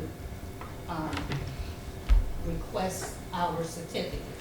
Because if we don't receive our certificate, then we can't pick up the trash come October. In the meantime, the information, when you go online, also you have to set a date to pick up, because they're not gonna deliver it. So, She's been keeping me updated. okay, Thank you. sure. And that's the end of my report. All right, well, thank you very much. Councilmember Waiters?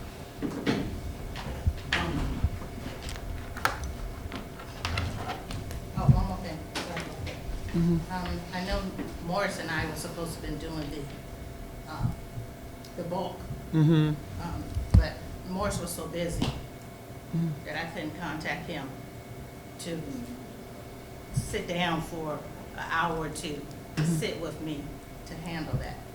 So I have to check with him to see when we're gonna get that done. okay, well, you all Ms. can, Tucker emailed me the list that we have now. So I have that again, and then by next Wednesday we'll have it. Did I get that right? okay, so Put you this all, on the record.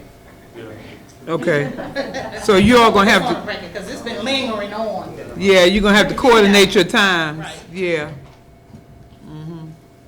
Okay.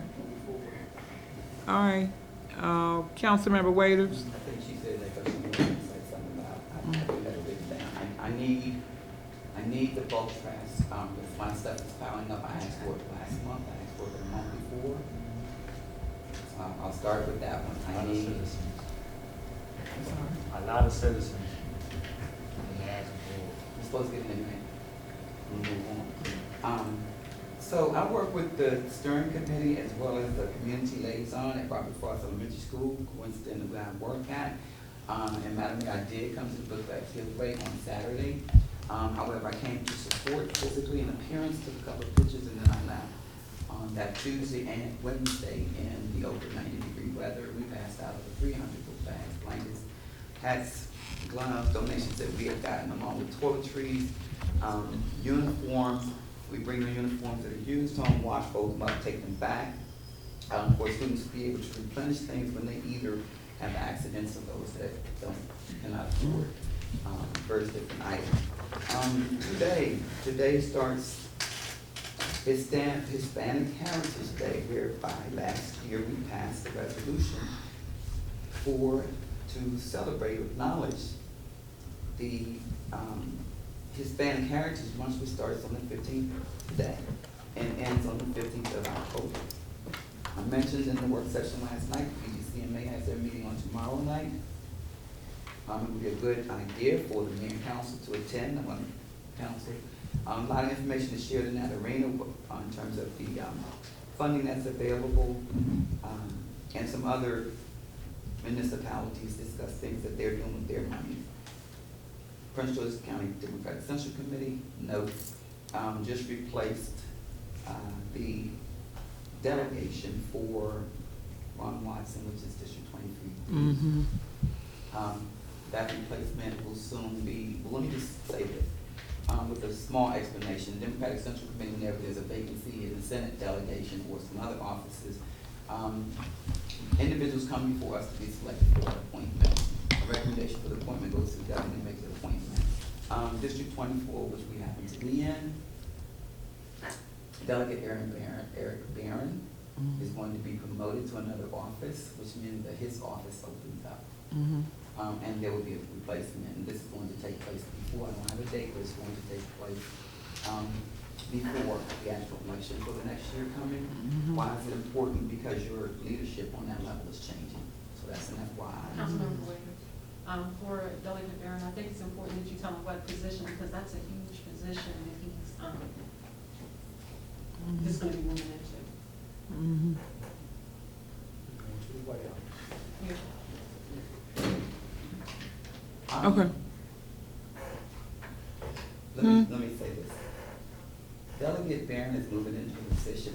I'm not privy to everything, and I'm not going to share everything right now because of the position that I sit in for the recommendation and replacement. So I can share more information as I get it. But right now, the position that he's moving into, I don't have a lot of information on in terms of everything that he'll be doing. I'm only reporting that we're losing in District 24. He's moving on to something else, and he's no longer our delegate, and we're going to get a new one with the other two delegates, Harrison, Lewis, and the senator. That is about legislative leadership. So that's what I'm reporting on. Yeah. I was supposed to work with Ms. Walker mentioned this statement of work for several different things, but I'll talk to her offline about that. The green team, art included in the green team's farmers market. Thank you again for the flower pots. You made me busy that day. We had flower pots. Students, kids, painted the flower pots. They were really into it. They came back the second time we did it. They wanted flower pots again. Third time around, we had canvases mixed with the flower pots. Didn't do it this past Saturday because we didn't have canvases, so we'll have to order more canvases. But now I figured we have to order more. But now we have, this is going to be pumpkin carving for the next one. I wrote that down, and I'm going to spill that over in your space because it's your Harvest Day. Okay, so I'm going to stop right there with that one. And I did mention, Mr. Rumi, I wanted to make us do this DIY. We have that listed. So FYI, we're looking for people that refurbish things or repurpose things to come and demonstrate at the farmer's market. Emergency management, I received the plan, which actually is just a layout. It has no content. I mentioned that before, beginning to work on that with a priority. For emergency management plan, I do want to mention also, Madam Mayor, that does fall under the ARP plan. Excuse me. And I made note that the school installed a large generator at the beginning of the year. I bring that to our attention because if the power goes out, like it did in New Orleans, I shared with Councilmember Dawson, for example, last night. If we lose our power, we have no failover. For the community, we go dark, like Mr. Rumi's community went dark, we have no power. Most of us use cell phones, and this is like I'm moving into an emergency situation with this. should we lose power for a significant amount of time, a lot of us rely on our cell phones. At some point, the cell phones will run out of power. And so, not just business-wise or commercial-wise, but in terms of being home and being prepared in your home, you need to consider emergency planning. So we'll share some additional information on that, but I did want to bring that up because what will happen is if you use power here, we use Eastern Avenue, for example. Last night, if I see lights on Eastern Avenue, I'm going to find a blood. You know, so it's just gonna cause, it's a chain reaction. And so that's just, it's maybe a small thing, I just think it's something that's worth talking about in terms of emergency planning. So I'll get some literature, we're going to get some literature to pass out to the community to be emergency ready. I mentioned the Team Builders Academy. I forwarded that email to Mr. Rumi. It is, I think it's his name. He works at Prince George's County Community College, and this is a certification program. It is, you only need a driver's license, a birth certificate, and some small things. I don't know about the funding, but you do come out with a certification. I believe it was a 12, 14, something, I'll have to pull it back up. But I sent that to you for you to elaborate on. I sent it to you also, Mr. Barnhart, for it to become community-wide as an opportunity, not just for the staff, but why. And I did that because the last time he gave us an opportunity for someone to sign up for training, we put the information out, and I don't think anybody went from our community. I already mentioned bulk trains, so I won't go there. I do believe there are things that Councilmember Dawson and I will be working on in terms of harvest, heritage, becoming collaborative. and history. Yeah. For the next couple of months, for various different things that either she was doing, I was doing, it doesn't make sense to do them separately. So we'll work to get things done together. Okay, so, Activities or events. okay, so you all are planning, well, I'll wait until your report is, so we can find out the dates for things like harvest or whatever we're gonna do as far as moving forward with that. Yeah, she does harvest. And so I don't think, Because of COVID, we would like to combine it, since the numbers are going up, to make it a collaborative day. Because that would include the parents.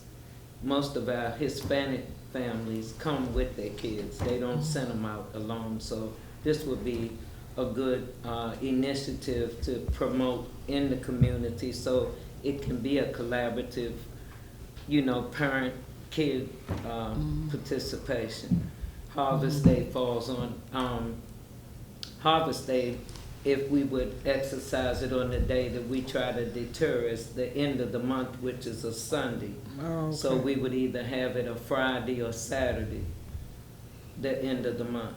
Okay, well, let's see, yeah, because I think people sort of look forward to that, and we'll see what we can.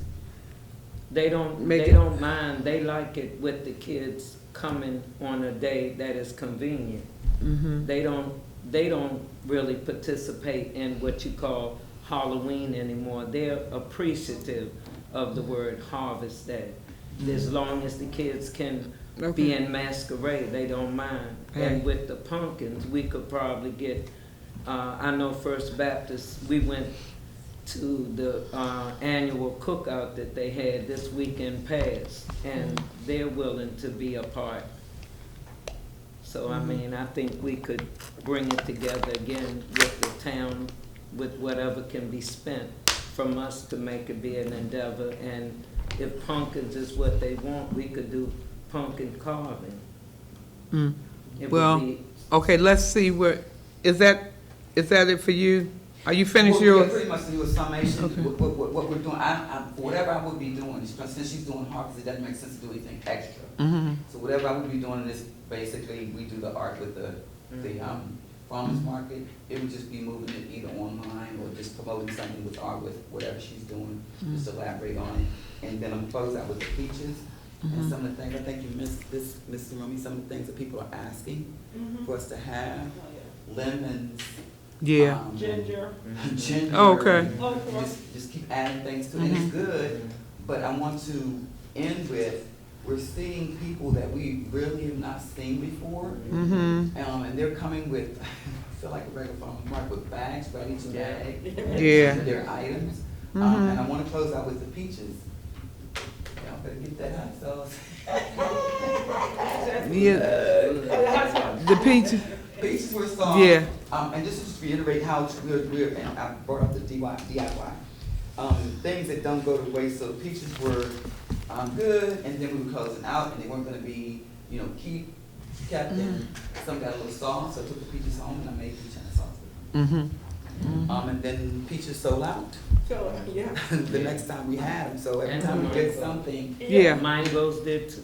yeah, the That was, mangoes. okay. The I just want to muscadine. make a comment. Yeah. About all we're talking about, and this is tied into, hopefully I'll have information to present at your October meeting, the results of the 2021 census. Okay. And it is quite evident in terms of the diversity of all the people who've been coming to the farmer's market. So that means that their appetites are diverse as well. So we're looking at that, but as I explained before, it depends upon what the market, like last week I couldn't do avocado because they were, even the wholesale prices were way beyond what we could do. But that's going to be the way of the world in terms of diversity. Yeah. Yeah, okay. So. All right, so, I think that's the, yeah. So I have a question. When Okay. Cheryl Land is moving up to that, being appointed to that position, what does that do? How many people are available to move up to Democratic Central Committee? I didn't mention her name, I'm glad you know. So, this is what happened. Oh, gosh, Ron Watson was a delegate, I think it was Peters that retired, Senator retired. Now, someone moved into the Senate seat. That comes before the Democratic Central Committee. So to answer your question, in this particular situation, Ron moved up, and then Cheryl and two others came before us Tuesday, whenever it was. So now Cheryl was voted into that position. Her name goes up to, it's not official yet, she goes to the governor. The governor now appoints her into that position. Now Cheryl's position opens up on the Democratic Central Committee, and we have to fill that. So it's like a revolving thing. Yeah, that's what I'm saying. So they fill it from within the Democratic Central Committee? If it's a vacancy, whenever it's a vacancy. How many outside. other people are available to take that position? Say it again? Like, how many people are available in the Democratic Central Committee to take that to fill that position? Anybody that applies, it's not internal, it's external and internal. But, well, so if it's a Democratic Central Committee seat, we already sit there, so it's a district-wide thing. So it becomes like that district, so we're districts together. But if it's that district, then it's solely that district, people come from that district. So for us, we use us for example, Eric Barron, so far, Christopher Stevenson, Natasha Ward, and one other is vying for that position. That's the delegate. So, Solis is her name. huh? Solis is her name, Alexis Solis. So I don't have that name yet, sir, but that would be number 4. It will be more than 4, I'm sure. So what I'm saying, sir, is like she's in, I've mentioned 3, it may be more, but all of them would submit their resume and a write-up, and we would get that and have to read over it, and then the meeting takes place. It's a public hearing. They make statements, they have people to support them, they have a limited number of time, at the end there's a vote taken. If it's internal to Democratic Central Committee, we don't fill from within.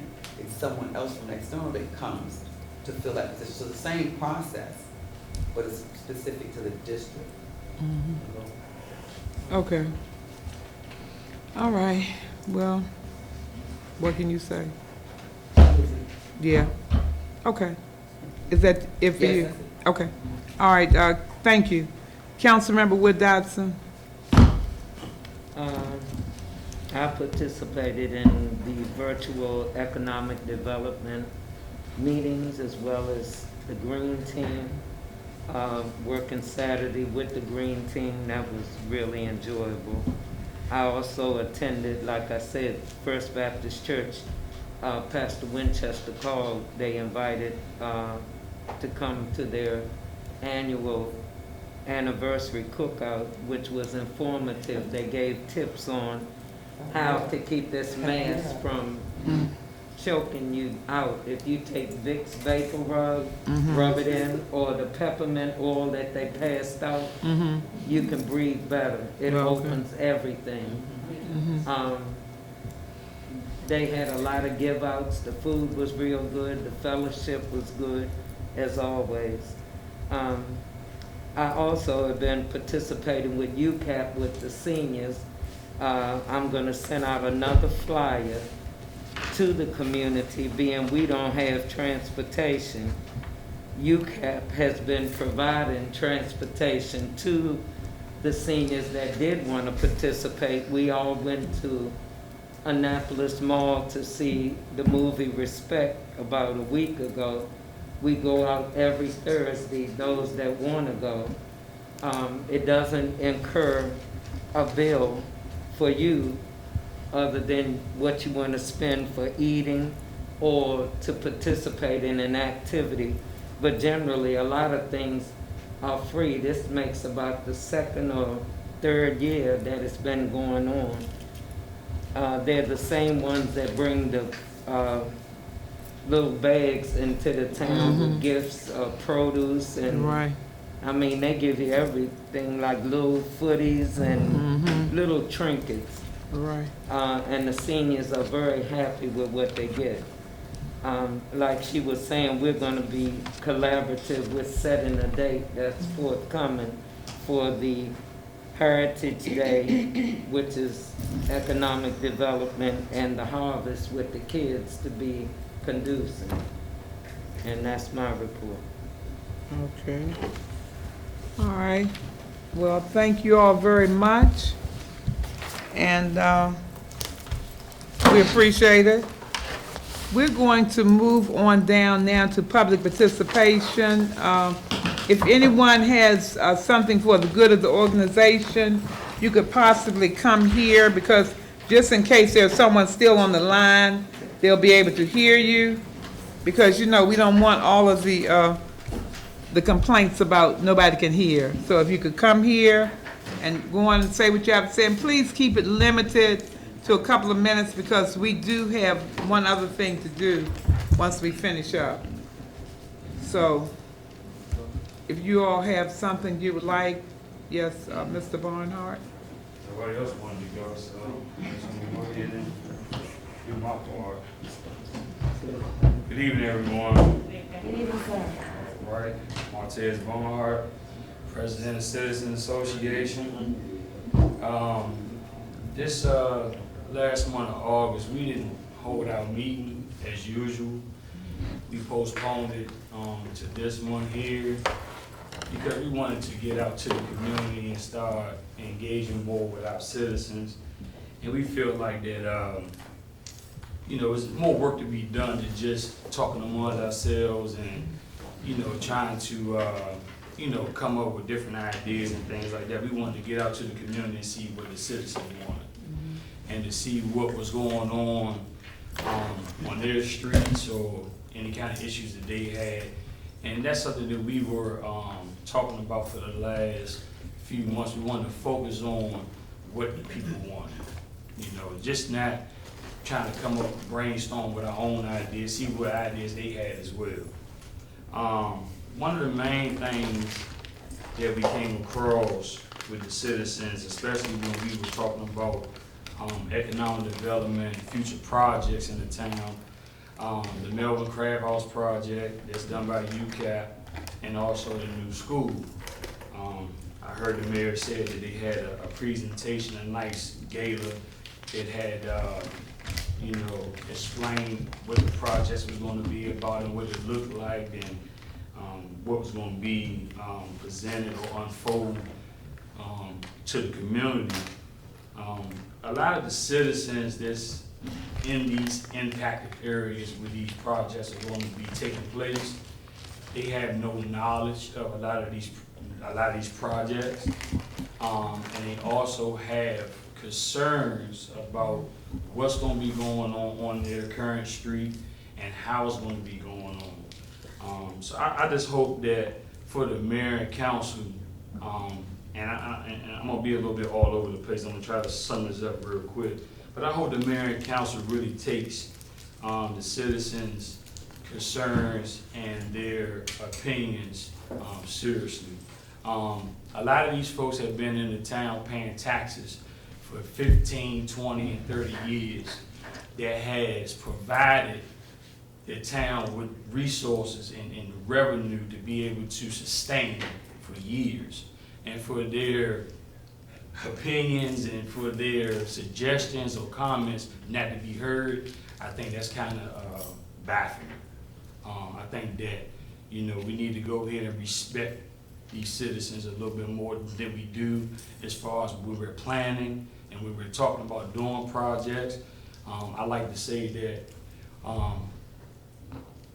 when there's something going on, think about if it was you. Think about if it was a project going up next to your house or on your street. How would you like to be addressed, and how you would like to be informed about what's going on? Because that's how I like to look at it. I like to treat others like I like to be treated. But that was one issue that we found out from a lot of the citizens. The next issue would be is how the town will look. We got box trucks, trailers, dump trucks, RVs, cars with dead tags on it. And we talked about doing a street study. So in the meantime, while we're doing the planning for a street study, our streets are looking terrible. You got cars weaving in and out, trying to get around these objects and these different bobcats and all kinds of bulldozers and stuff just parked on the street from, you know, a lot of folks in the town, and, you know, they bringing their stuff home from work, or, you know, they leaving stuff on the streets, and a lot of citizens just like, hey, you know, truck been over there for 3-4 months, just sitting there. Who's doing something about it? You know, Ms. Rumi, like she said, she commented about the email that I sent. I didn't get a response on, but I got it tonight. Thank you. You know, about these issues here about the overgrown grass and cars and things like that. But I think Councilwoman Wade just said it best. We talk about these things for months, and when does it get to a point where as though something's getting done? I mean, the people put people in position because they expect for these things to be addressed and getting done. And it just seemed like it just dragged along. You know, we were talking about this when COVID first kicked off almost 2 years ago, the same stuff, and there's nothing being done. Yeah, they might get addressed and be done for the first month, couple of weeks, but after that, it's just right back to normal again.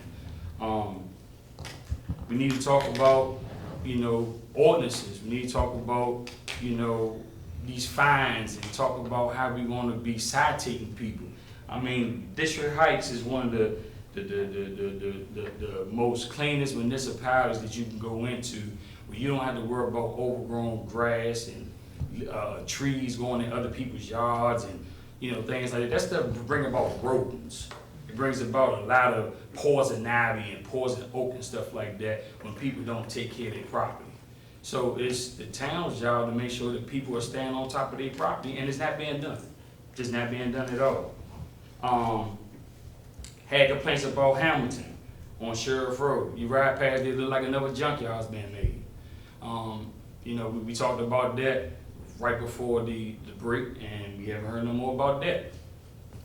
That wasn't in nobody's report this month about Hamilton and the black tarp going around the side of the building, and you know, it just looked bad. You ride down Sheriff Road, it's already looked demolished over there, one chicken spot or fish spot, and then you got dump trucks and buses and all of that sitting over there like, you know, like be a junkyard. The next thing I would like to address is with Ms. Rumi, would be is the net zero homes. The microgrid with this solar panel house, we talked about that right before the break as well, and I think you said you was gonna get with Ms. Pastel to see about what the research that was done and what was the findings of when they put this microgrid in, because I have a major concern with that, because this thing is supposed to go next door to my house.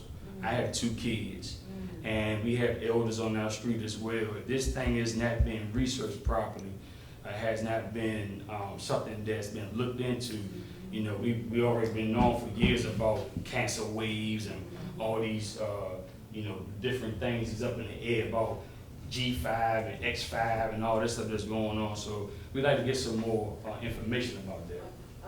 I'd like to comment.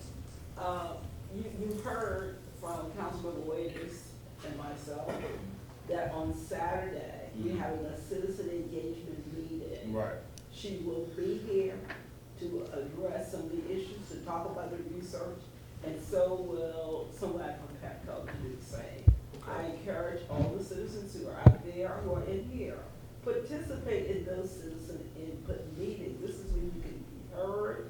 If we need to, if she needs to bring in to other experts to talk about those kinds of systems, then perhaps we need to do that. But some of your questions or concerns can be heard on Saturday, and that is a virtual meeting, 10 o'clock to noon. Okay. Can I answer that, sir? We have guests coming, but this meeting, we talked about stakeholders, but this meeting, community input is named as such because that's what it is.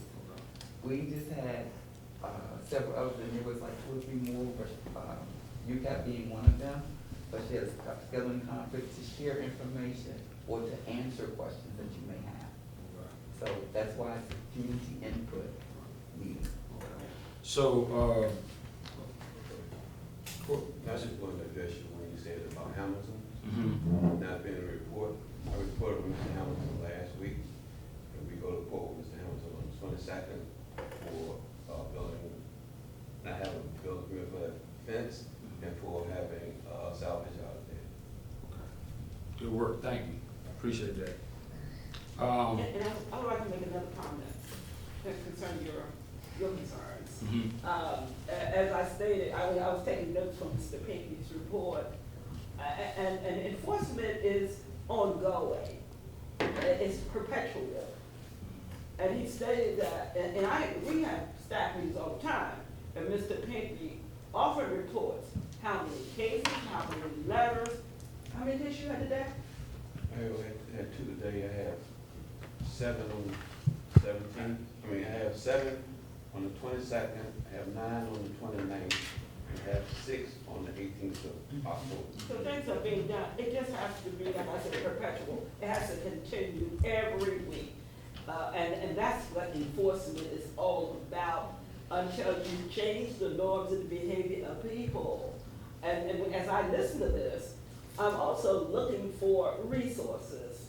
You know, low income folks, especially a lot of senior citizens age in place, they just may not have the resources for somebody to do their yard. You know, some people are blessed, they can have somebody, a landscaper, somebody come in and cut their grass and keep their yards up, but some people don't. And perhaps when we talk to UCAP, let's talk about what kind of resources are available to low-income homeowners to help them maintain their property. Yeah, you know, sometimes, you know, we look to government to fix it all, when there are other resources. There are sororities out there, there are fraternities out there, other kinds of nonprofits who will volunteer to help. We just got to organize the group. So say if Miss so-and-so, who's now 75 years old, I could be talking about myself, who do not want to go there and cut my grass, I don't, and I hire somebody to come in and do it. But everybody don't have that opportunity to do that. So we got to look at ways and resources for low or lower income people to be able to maintain their property. And Mayor Martin and I often are involved with county meetings about housing and development. Perhaps that's something we can put on the table. Never say no. It was not until Mayor Martin, Councilmember Waiters, and I started talking about tiny houses. Guess what? They're changing the zone to build tiny houses. Because everybody don't need a 6-bedroom house. And so that's how that has to happen. We have to keep driving. I agree with you, Mr. Barnhart. It's something we have to keep driving at. But we need to look for other resources. And I wrote that down today, so we can look for other resources, other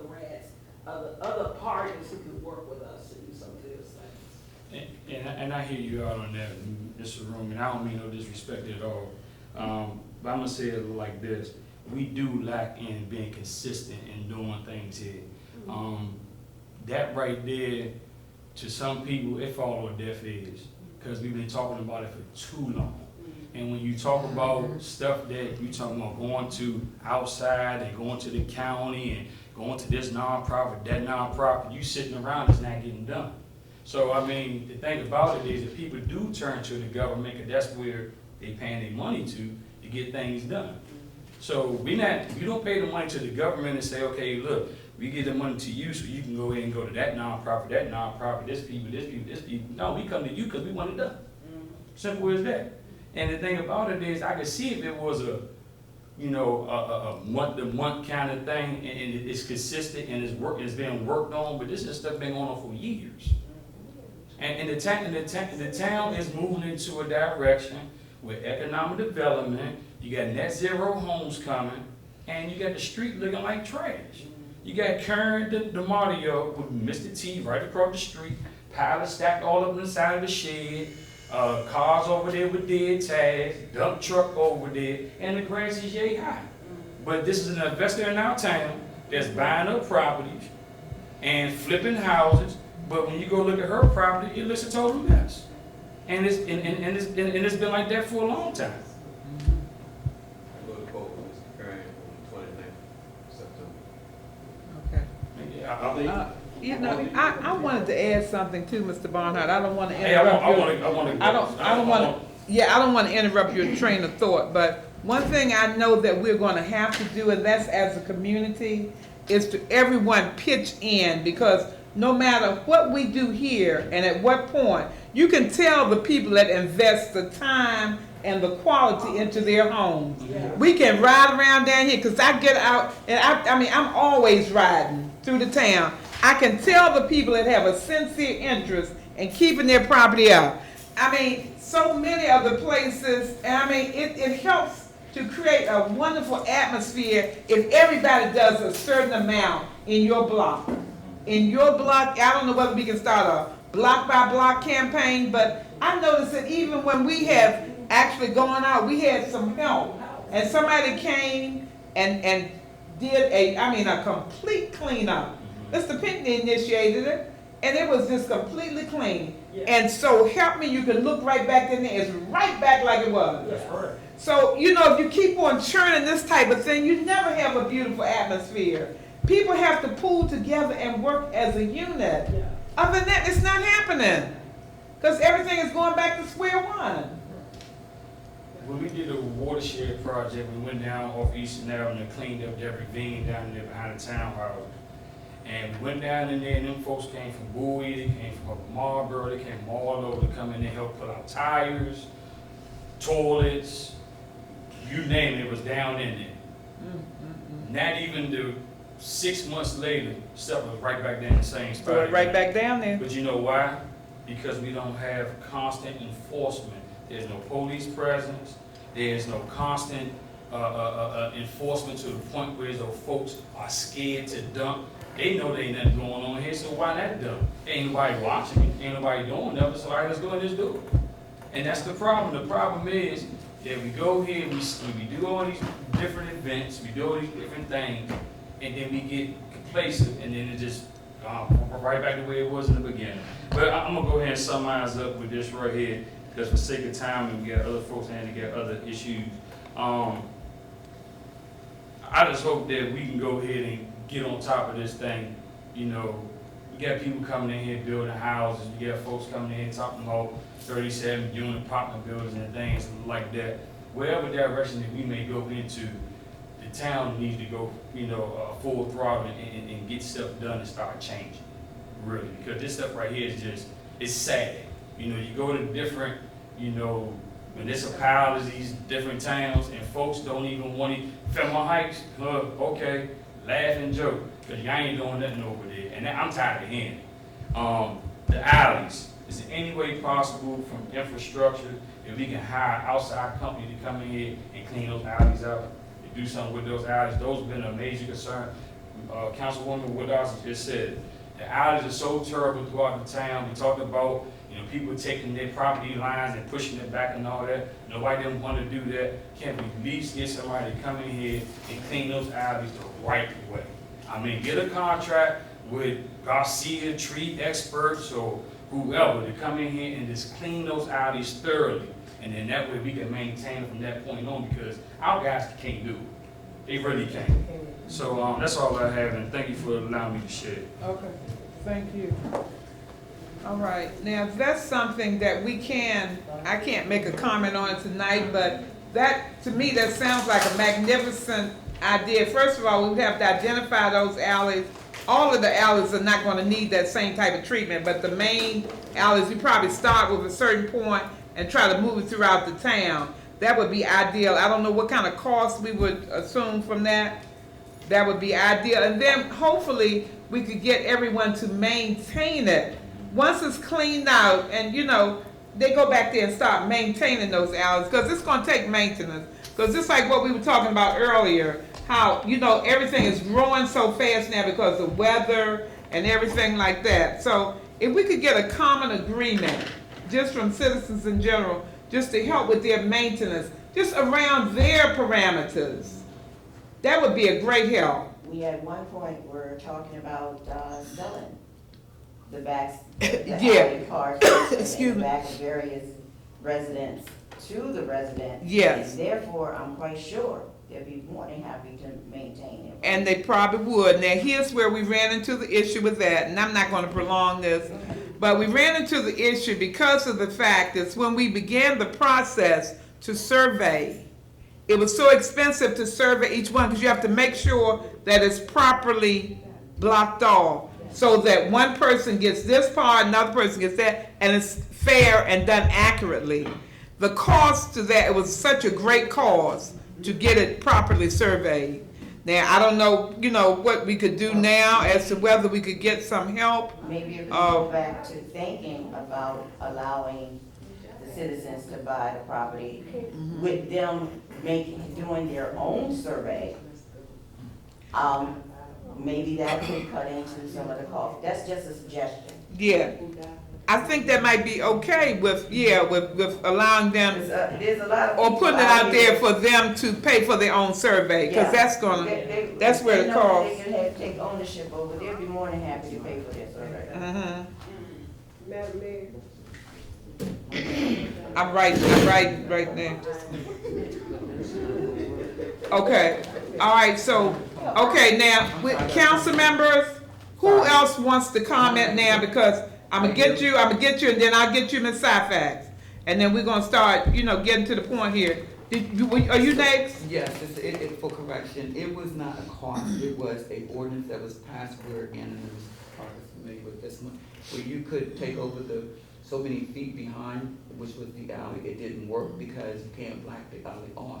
If I'm in the middle and someone else has to get to for emergency purposes, they have to come by me, I've already bought. So it's causing conflict that way, for as much as I remember. Okay, That's why it didn't that's work. one part. But we also, had talked about, you've been long enough to know, Councilmember Hargrove as well, a beautification project to transition some, if not all, into pathways, which is, grant, funding, yeah, some of the monies that come in can be used. But then that would be an agreement with everybody on both sides of whichever location it is. Okay. And the point was that it would be not throughout the community, but for a designated area. And one designated area was between L and J, and then again, Councilmember Hargrove's, I think it was the side of her house to the Sea Pleasant side, no, the 62nd side. Okay. So that was an idea, but that assuming the, Because everybody don't have outlets, so. Right. yeah, but it was basically, if I live by you, you live on the end, if I live on the end, you live next to me, I take up whatever, then you try to get to the back of your house, you can't get to because I just, so you can never get to the back of your house, nor because emergency people get back there. Okay. Yeah. Okay. Yeah, and see, I think I mentioned many times that already, like some of our alleys are already taken up. Certain streets, and that's why we have to go through each one. Certain streets, they already included, the alley's already included. I mean, the builder did that. So you still have some that would need to be surveyed, and I like the idea of the homeowner paying for that survey and being given the opportunity. That way you eliminate that whole issue. What's wrong with that? I said you can't do it because like she said, how the fire truck's gonna get through there? If they Well, block I it mean, hey, I don't know, but I think we should be able to figure out, well, hey, it's, either way it's an issue. So, you know, you have to sort of, Community input. It's a couple of things that, Mr. Barnhart brought up that are very big issues, and it does need to have a conversation had. So, there's a couple of issues that he brought up. right. And, I mean, this is just one, as you can see, it's an issue that needs to be looked at. It is. And you know, I think a lot of the time, really, we need someone else to come in to give us some alternatives, because we're not specialists in doing this, and we're sort of just beating around the ends and talking about what we know to be possibilities, but we need some real possibilities and some things we could do to move it forward.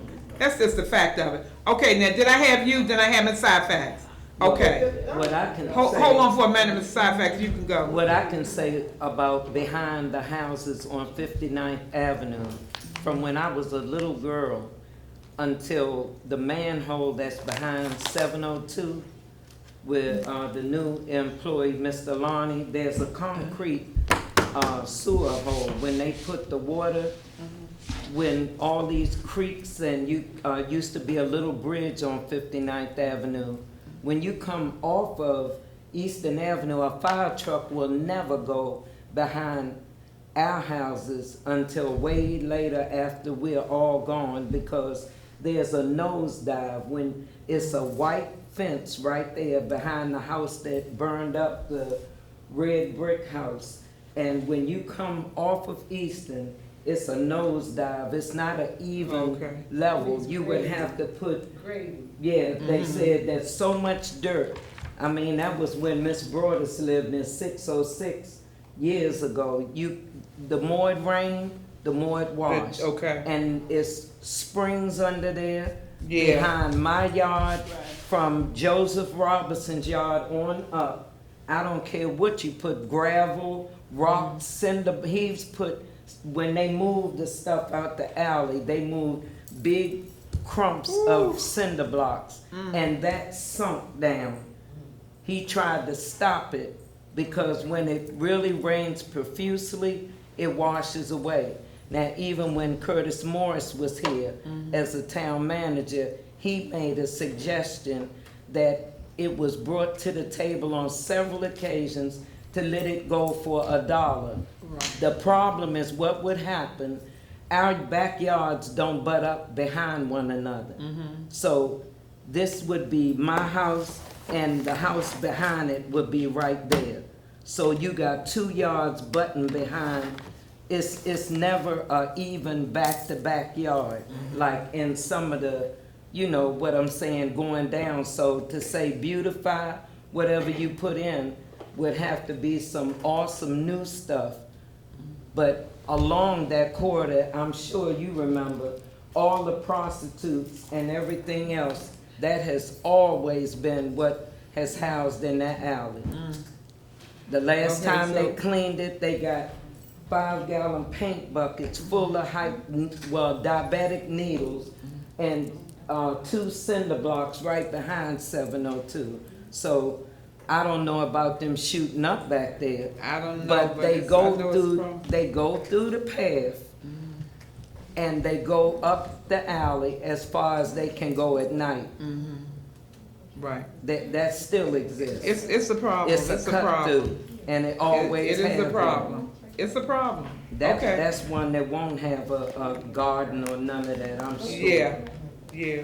Okay, Ms. Syfax? Yeah, I was just gonna say that there might, like, behind Councilwoman Wood Dodson's house, that's a problem alley.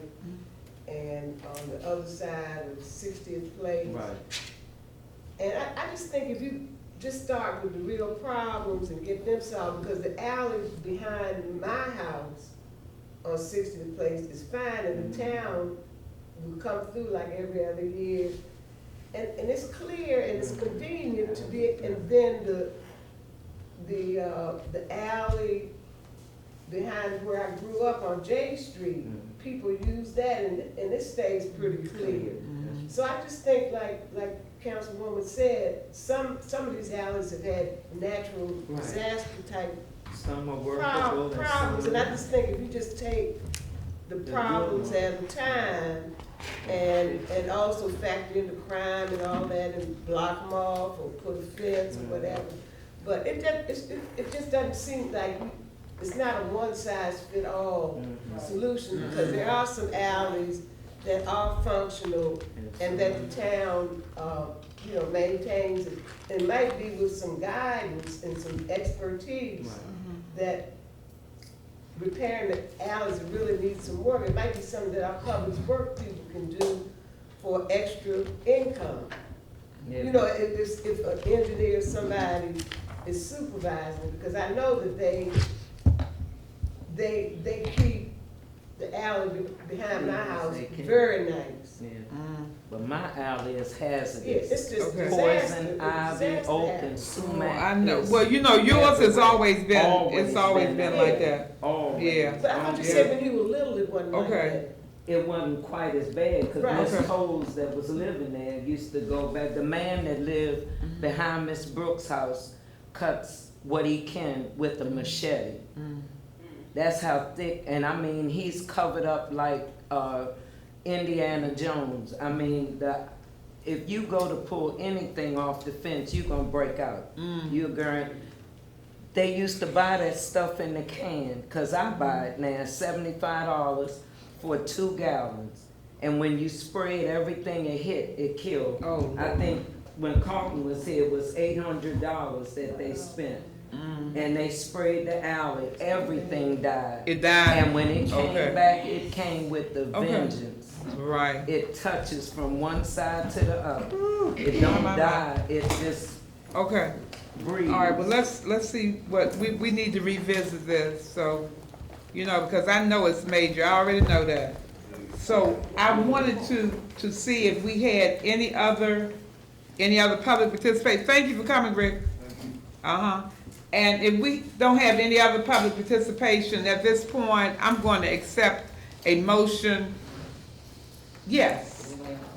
I don't know. I heard somebody hang up, but we're going to have to close this out.